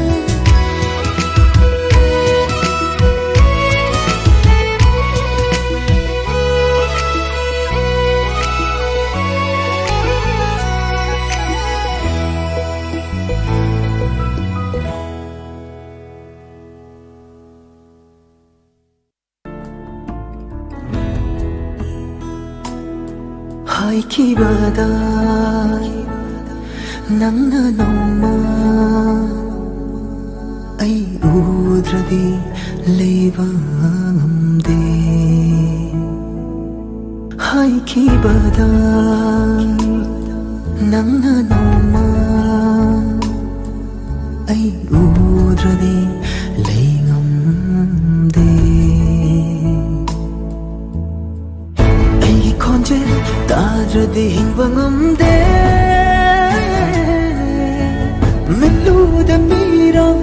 ꯊꯥꯅ ꯊꯃꯣꯏ ꯁꯣꯛꯅ ꯍꯥꯏꯈꯤꯕꯗꯥꯏ ꯉꯁꯤꯗꯤ ꯑꯣꯏꯔꯦ ꯄꯨꯝꯅꯃꯛ ꯍꯧꯈ꯭ꯔꯕ ꯄꯨꯟꯁꯤꯒꯤ ꯇꯥꯡꯀꯛ ꯑꯃ ꯈꯣꯡꯒꯨꯜꯗ ꯇꯥꯍꯧꯔꯕ ꯑꯩꯒꯤ ꯄꯨꯟꯁꯤ ꯂꯩꯃꯥꯏꯗ ꯅꯪꯒꯤ ꯑꯩꯒꯤ ꯅꯨꯡꯁꯤꯅꯕ ꯋꯥꯔꯤ ꯑꯣꯏꯍꯧꯔꯦ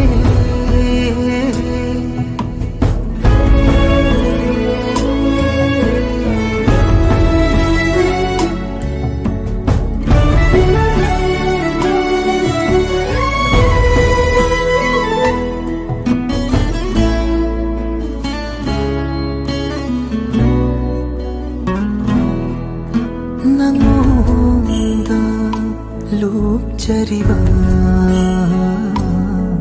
ꯑꯩꯒꯤ ꯊꯋꯥꯏꯁꯦ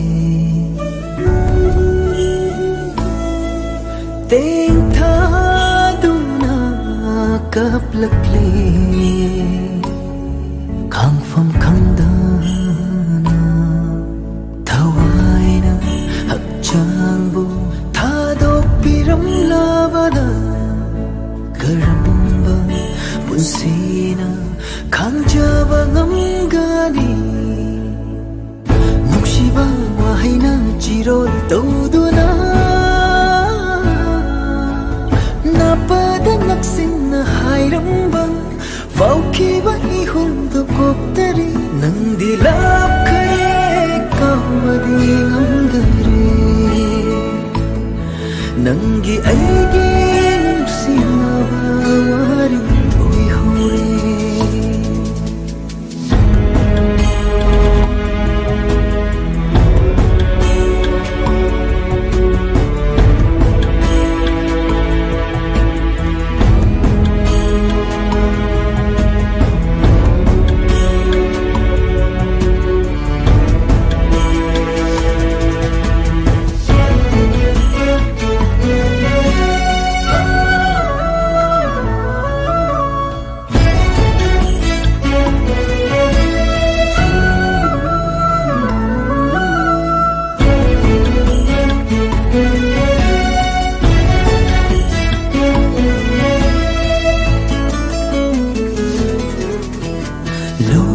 나이ba punsi khonchase mai ngam laktariya roiba matamsu hingbagi mahau yaudra ba punsi se hingning laktare minam batai banda nungsigi lambira samduna pubiramgi mangkarena hati pantong yauda asumna kaina dawa leiraba asumna wahan dawa leiraba dinaram dabana farami ai khoni nangi ai nungsinawa wari oi hore haikibada nangna noma ai udrani lengamde ai khonje tadradi hingbangamde meluda mirang sinta Hauzimi ko kharagi tungda channel asimak da pungning gi warol thoron tabigen